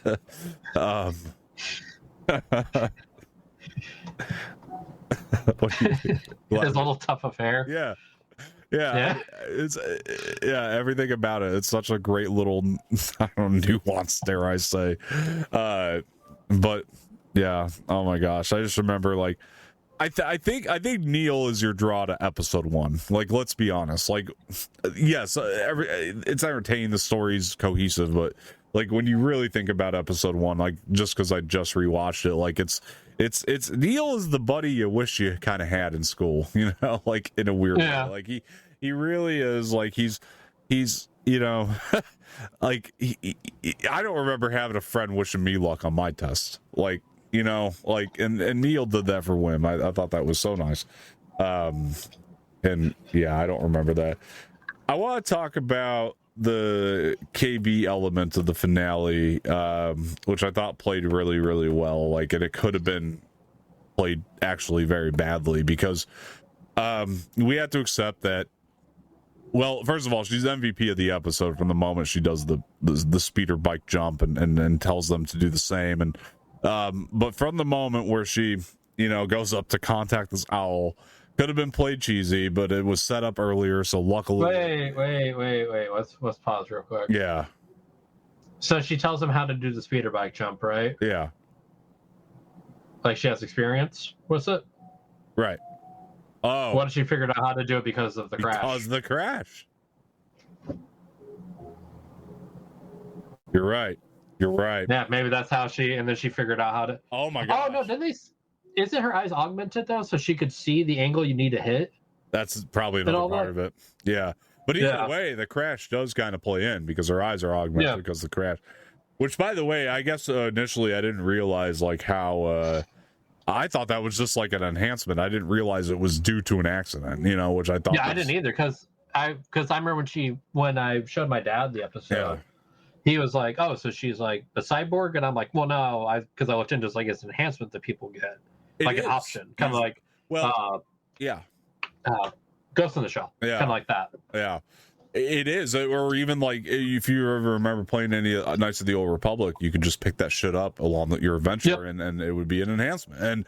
And so, like, to me, that was always kind of what it was. But I think the fact that she didn't have an option to have it is very fascinating, and that she's learned to use it in this advanced way. That probably helped her angle like you said, the bike jump the right way. And if they just followed her, it would work. And I thought that was great. And then her going up to the owl, I guess, could have played extremely cheesy had they not kind of set it up that way initially. It's like, hey, what's it? Call this number when he betrays you, is what she says. Yeah, something like that. Yeah, she said something like, it was something. I think you're pretty much on it, like where it's like, if he betrays you, give me a call. And it really just makes KB kind of MVP of the show, because she was the one that kind of stuck behind, talked to the owl, and then she gets up there, and then we have the fake out death. Now I mean, as a viewer, I'm pretty sure she's not dead, but this one had me like, you know, 50-50 a little bit, because I was kind of like, I don't think so. I really don't think they'll do that to the kids. But the fake out death had me, you know, it had me. And then my stance was, what happened was this: I said, like, no balls, you won't, no balls, you won't. I was kind of like that too, yeah. But that's good that we're having that reaction rather than just no way. You know, I guess, or like absolutely no, because they have raised the stakes in the show enough, and I think what really helped it play, kudos to the actress that was screaming Fern after the crash happened. I was like, they're playing it dramatically enough to where it's kind of like, maybe, I don't think so, but maybe there's a slight maybe that she actually passed away. And I actually I got a little touched when she actually was alive by the end of it, because you like the character, and I think that was the accomplishment of the show. Whether you know she's going to die or not, it's like the accomplishment of the show is. I had heard somebody on different podcasts, so I'm nicking this from them, but it was a really neat little symbolism that they pointed out. Is like the ship opens up and the treasure comes out that we've been following the whole show, but the real treasure is really KB falling out, you know, and I like that little symbolism parallel. So I'm nicking that from somewhere else, and I can't remember where I heard it, so I apologize. Somebody shout that out if you know. But I thought that was a really neat thing, and yeah, I thought it was played really nicely, and it was a great, I guess, wrap up, even though we both agree it could use an epilogue, but to end our actual adventure, this was the right way to do it, I thought. And you know, that's another thing you can do, Josh, is you raise the stakes a little bit in season 2. You know what I mean? Like, even though the stakes are already high, you can always raise the stakes a little bit more. So we have deaths, like, or fake out deaths, quote unquote, where we're really not sure if they made it or not. Like, you could do those types of things to make it bigger and better if you're to move into a season 2. But yeah, damn it, this one really worked for me, and I'm shocked. I think in retrospect I have to say anyway, how shocked I am that this was a good show. Because you and I did not. I remember when we did one show, and I end up like, wait, there's merchandise people are already finding. It was like some T-shirt that someone found in like the Philippines or whatever. Yeah. And I'm like, what is this? This doesn't look like a show. Yeah. I really thought last time we had spoken on this show that you and I were this was going to be a show that everybody liked because of how they were with the trailer when it came out, and you and I were like, we don't get it, and I'm glad that we're on the other end of that, you know, and most fans are. I mean, there's this one has not caused that divide, but yeah. If I remember right, if I'm quoting myself correct, if I remember, I think I said the trailer reminded me of the Dungeons and Dragons cartoon where kids in the real world get sucked into Dungeons and Dragons. Yeah, something like that. And that's what this felt like. I was like, this feels like kids just got thrown into Star Wars. It is, but it worked, and that's the thing that shocks me the most is it worked. Because I didn't think it would work. I really didn't from those trailers. I didn't like a single trailer from this. A couple other things I just want to point out is the score done throughout, very good, very effective, done by Mick Giacchino, who's Michael Giacchino's son, which I thought he did a really good job on the score. It wasn't as Star Wars-y as some of the other ones, like maybe it's not as Star Wars-y as Kevin Kiner, but it's a close second for me. I thought it did a really, really nice, it did justice for the show, especially toward the end of the show, but I think throughout there weren't a lot of visual nitpicks I had. The volume stage didn't feel like the volume stage in a good way, like it does on a lot of the other shows. Like this time, I think they really put their resources toward it. Especially, oh my gosh, when the barrier came down, that shot was beautiful. Like it was great. It was very visually good, and they especially put their resources toward it. Now, I want to point something out. If you remember, this show was actually supposed to come out last December, and it got pushed a year.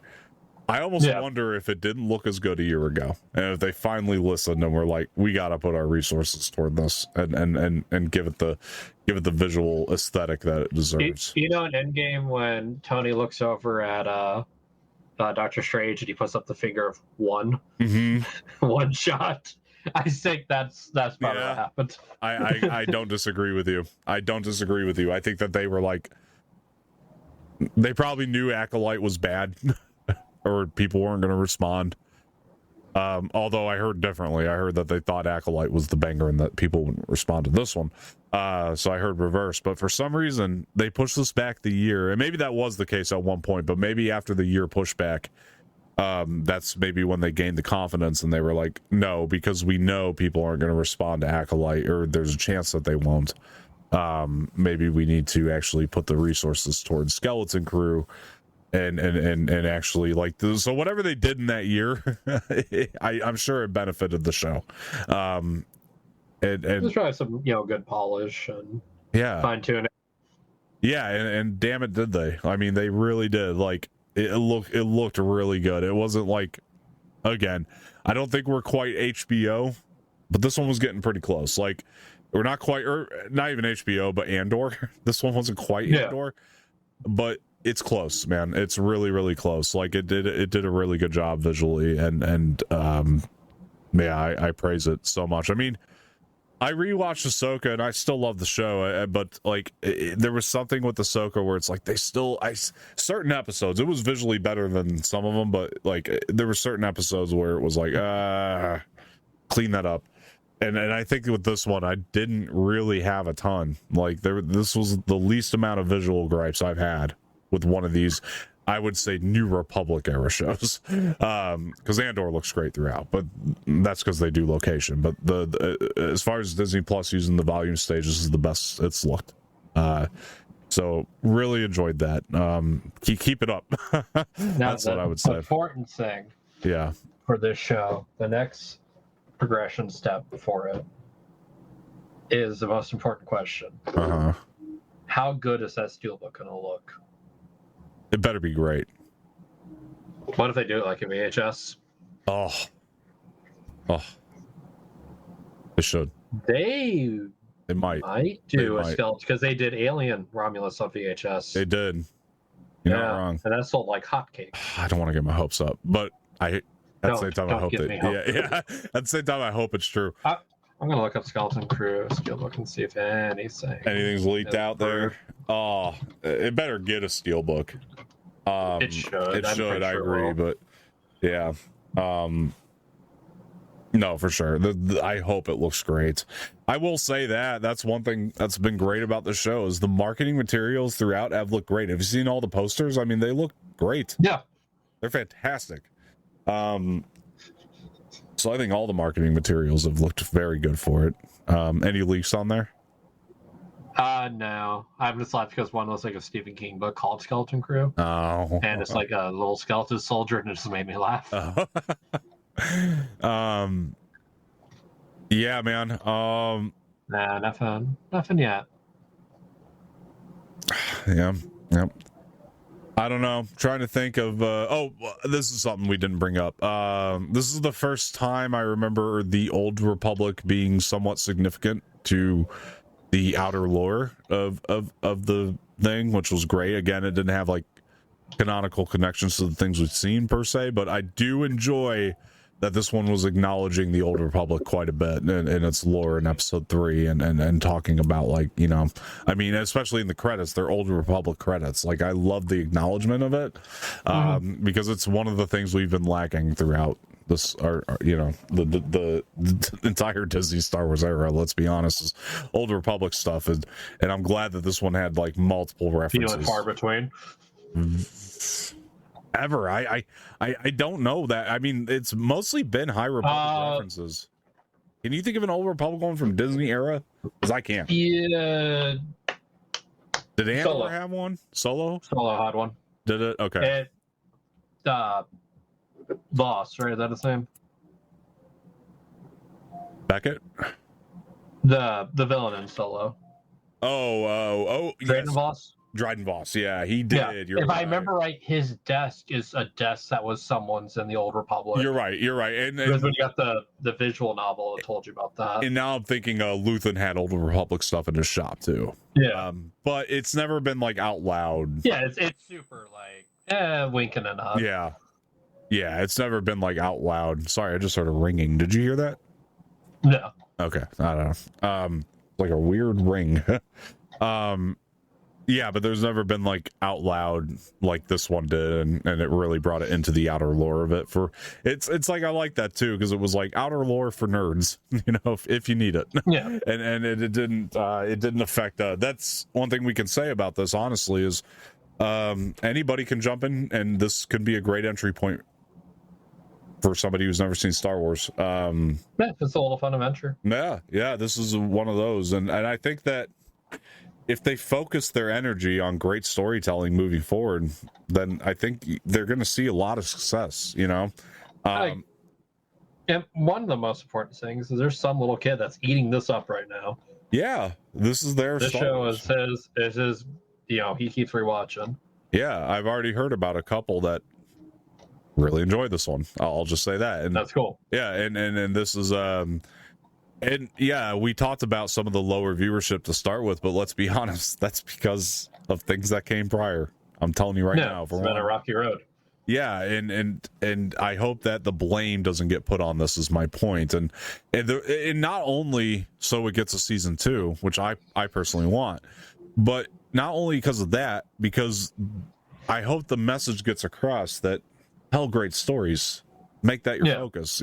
That's your number one focus, is tell a great story.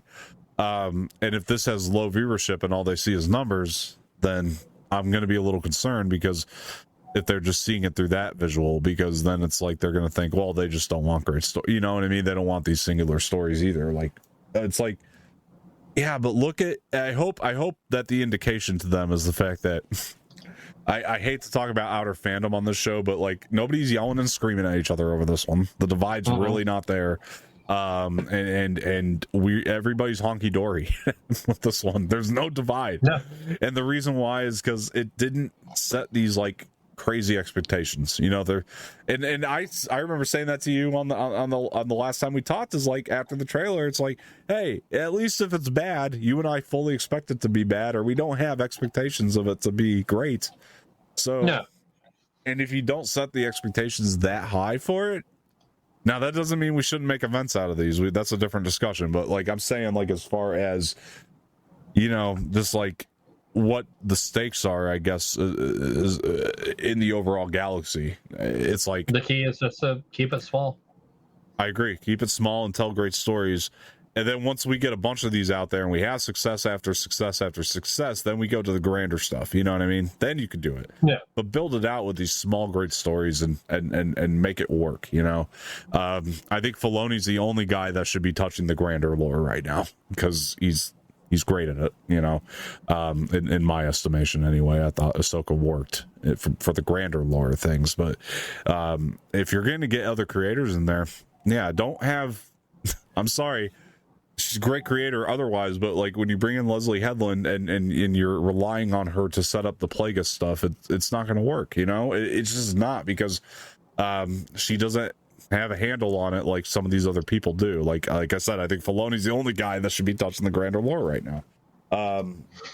And hopefully Mangold with his Dawn of the Jedi thing. We'll see how that goes, but that's at least a different time period, and we're far away from everything we know, with that thing. But yeah, man, I loved having new characters to follow and making it fresh and keeping it new. And yeah, that this was just great storytelling from beginning to end, while it needed an epilogue. But other than that, it really worked. They executed on all fronts. I mean, if my biggest complaint of the show is it needed an epilogue where the other show I couldn't compliment, that's a pretty big step up. It is. So my complaint is I needed a little bit more versus what the hell was that? Yeah. Well, it's a step up that you're not complaining about a whole lot with this one. You know what I mean? And I think that's great. It's just, there's not a lot of complaints.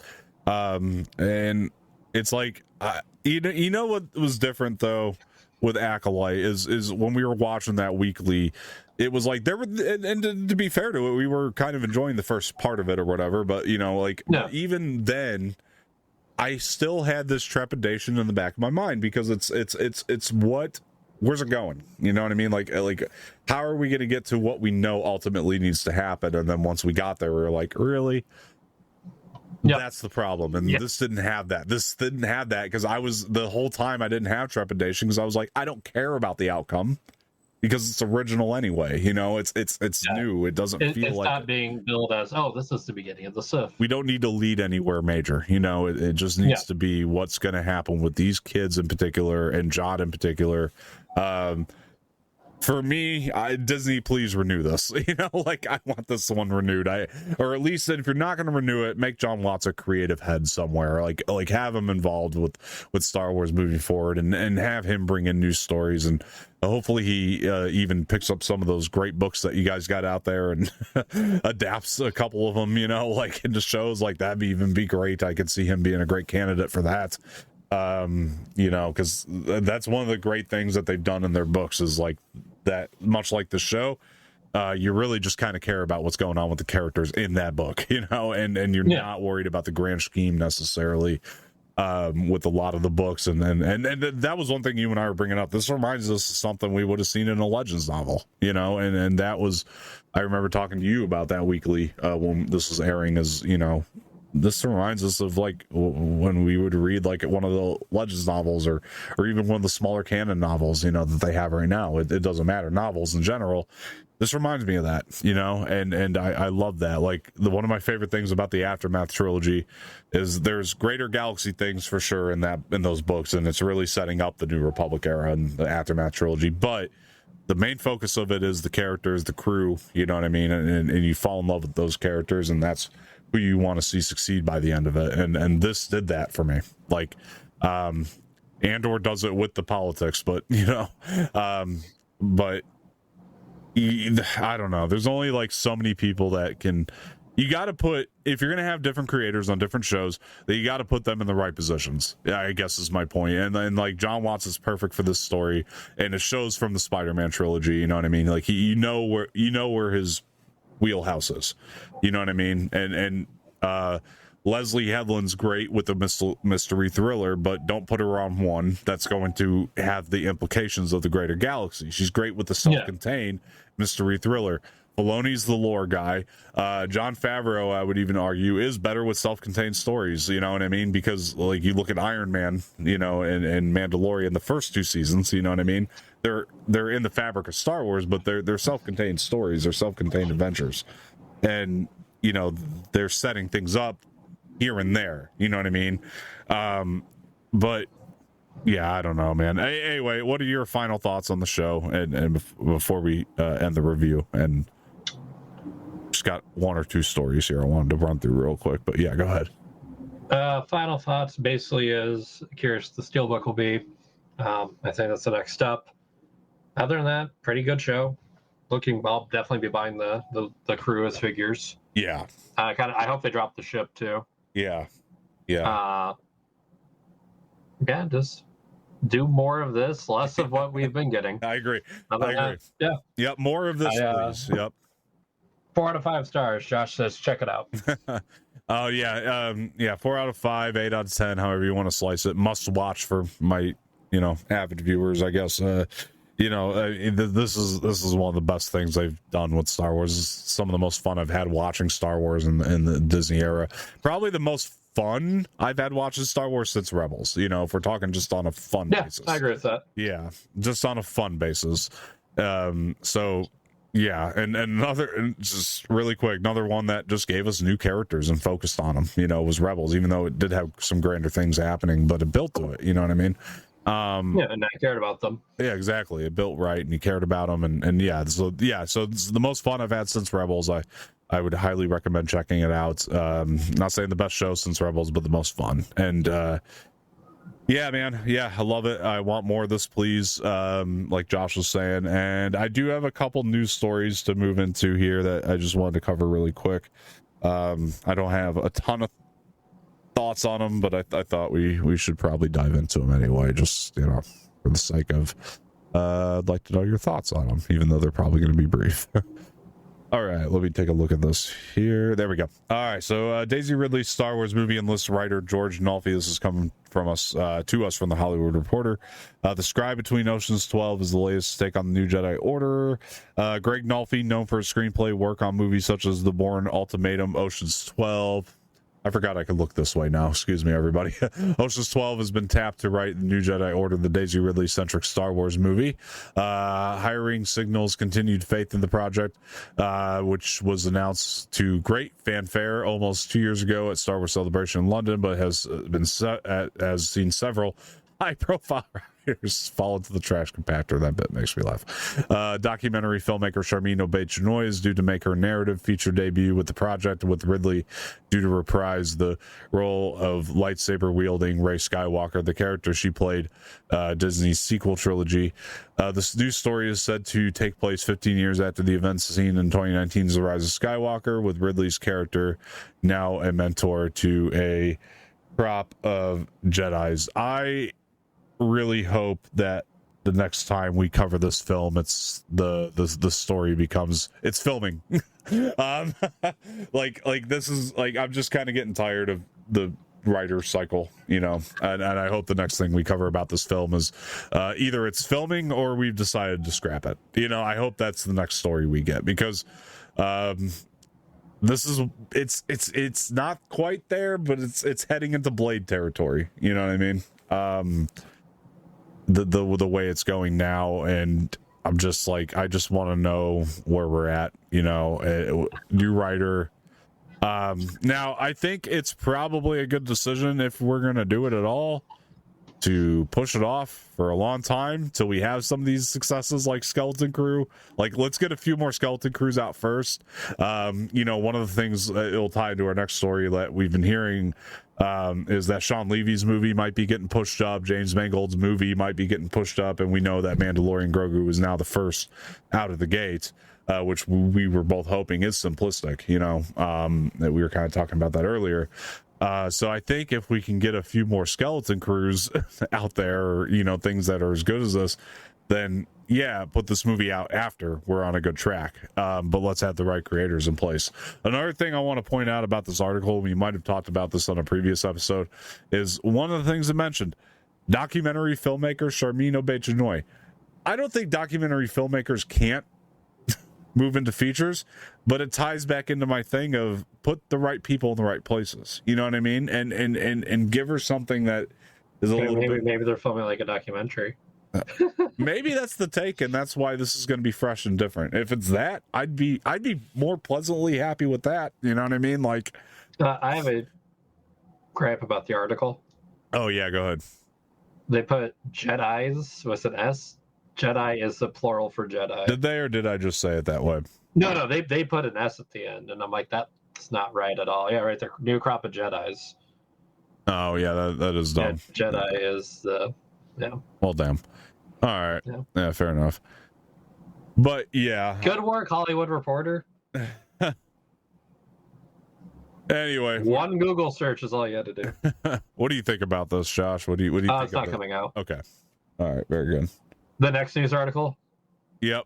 We're not coming out. Oh. Those movies you just named, not coming out. We'll see. Grogu Mandalorian, not coming out.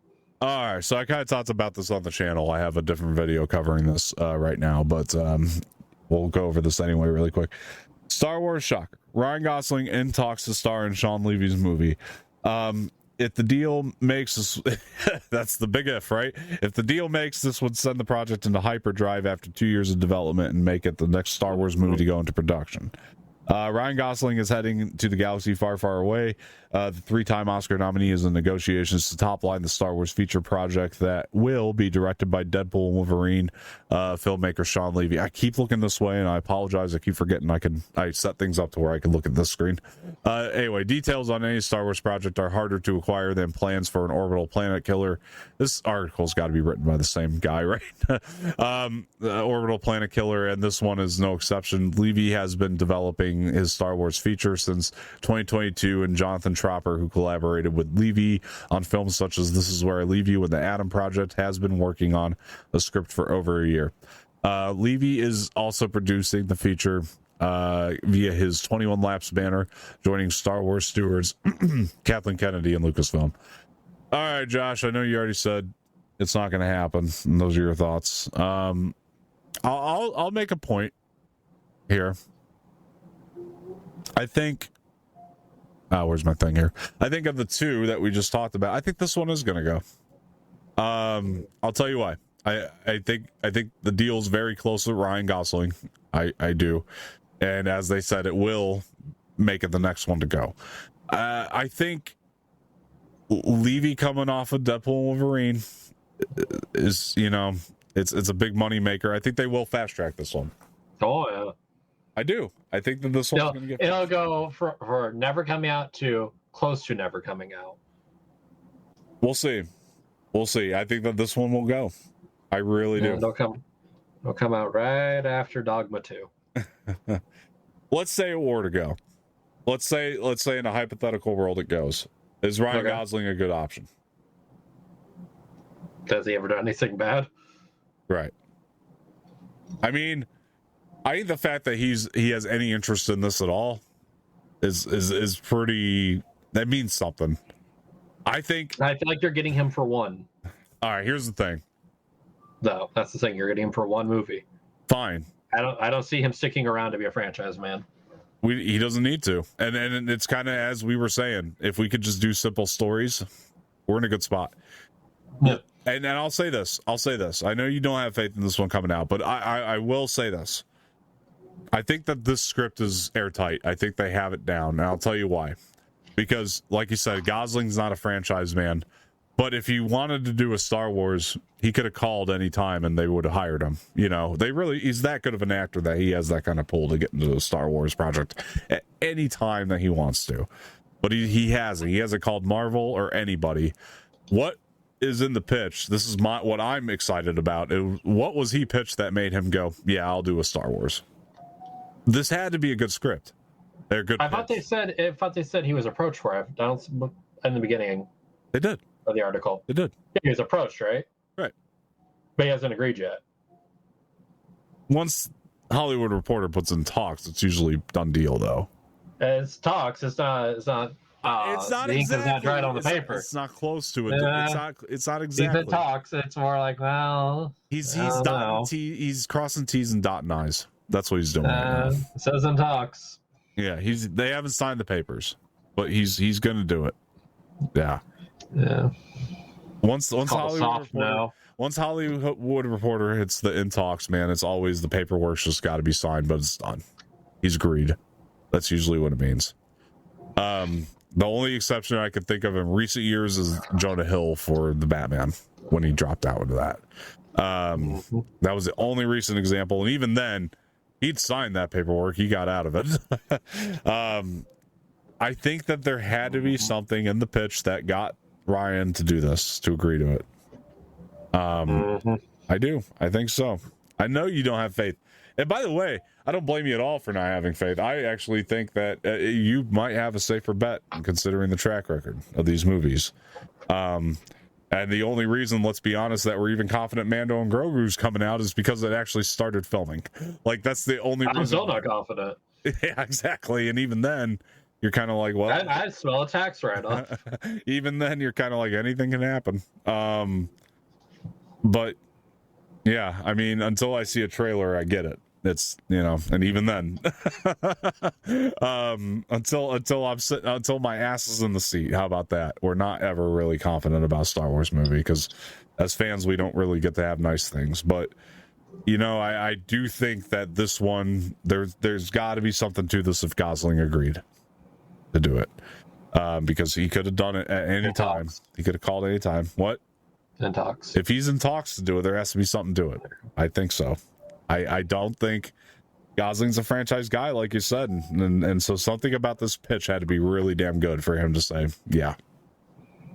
I really believe that. Because he could have done Marvel at any time. I believe that. He could have done Star Wars at any time he wanted to. So there had to be something special to this pitch. Not to mention, Shawn Levy's great. His track record's been great. And he gets shit done. Say what you will, but Shawn Levy gets shit done. You know. So I know you're not confident, but it's fine. All right, man. Well, guys, that's the show for today. So I hope you guys enjoyed the spoiler discussion. Let us know what you think of the two topics. What did you guys think of Skeleton Crew? Are you going to check it out? If you have already, please, we want to know your thoughts on this one. I just think it's a great thing. I think it's a great show. And I hope we get more of it. And, you know, I hope a movie goes into production. I don't care which one of these it is. Hopefully the Shawn Levy one. I'm excited to see that potential with him and Gosling, but let us know if you're confident in it, and I don't blame you if you're not. And before we get out of here, Josh, where can people find you? I don't really do anything other than this, so here we are. Very cool. So we'll be back again with Josh and rest in peace. Skeleton Crew Season 2. Yes. We also got to say rest in peace, David Lynch. I Yes, saw it at the yes. end of your thing there. One of our finest filmmakers. A true inspiration. Yeah. Almost did a Star Wars himself. Let's not forget that. Yes, he did. Yeah. Yes, he did. And if you guys have not got on YouTube and seen the David Lynch tell the story about that, you guys have to do that. He almost directed Return of the Jedi, and I till this day I'm curious as to what that would have looked like. There's somebody did an AI thing. It was scary, like the visual aesthetic of like, and it was like, I want to see this movie. You know what? Maybe it's good, maybe it's not. I want to see it, and yeah, I'm still, the curiosity is still there for me. But yeah, always thought Lynch had one more in him. So yeah, it really he did. He was working on a Netflix series. Oh yeah, that's right. Damn. Yeah, guys, real bummer. But you guys can find me. It's at Dom Rambles now. It's just Instagram. I got rid of my Twitter. I didn't get rid of it, but I'm never gonna post on there again. So just Instagram, Dom Rambles. I'm bringing everything to one home. So, and subscribe to the channel. Please like the video if you enjoyed the content here. Please like the video. Subscribe, as I already said, and hit the bell for notifications, and leave your feedback in the comments below. Share us with your friends. All right, guys. This has been another episode of Starlight Shadows. Josh, I will see you hopefully next week, and we will we'll get moving along here. All right, guys. I've been Dom. That's Josh. My name is Dom. That's Josh. We will talk to you guys later.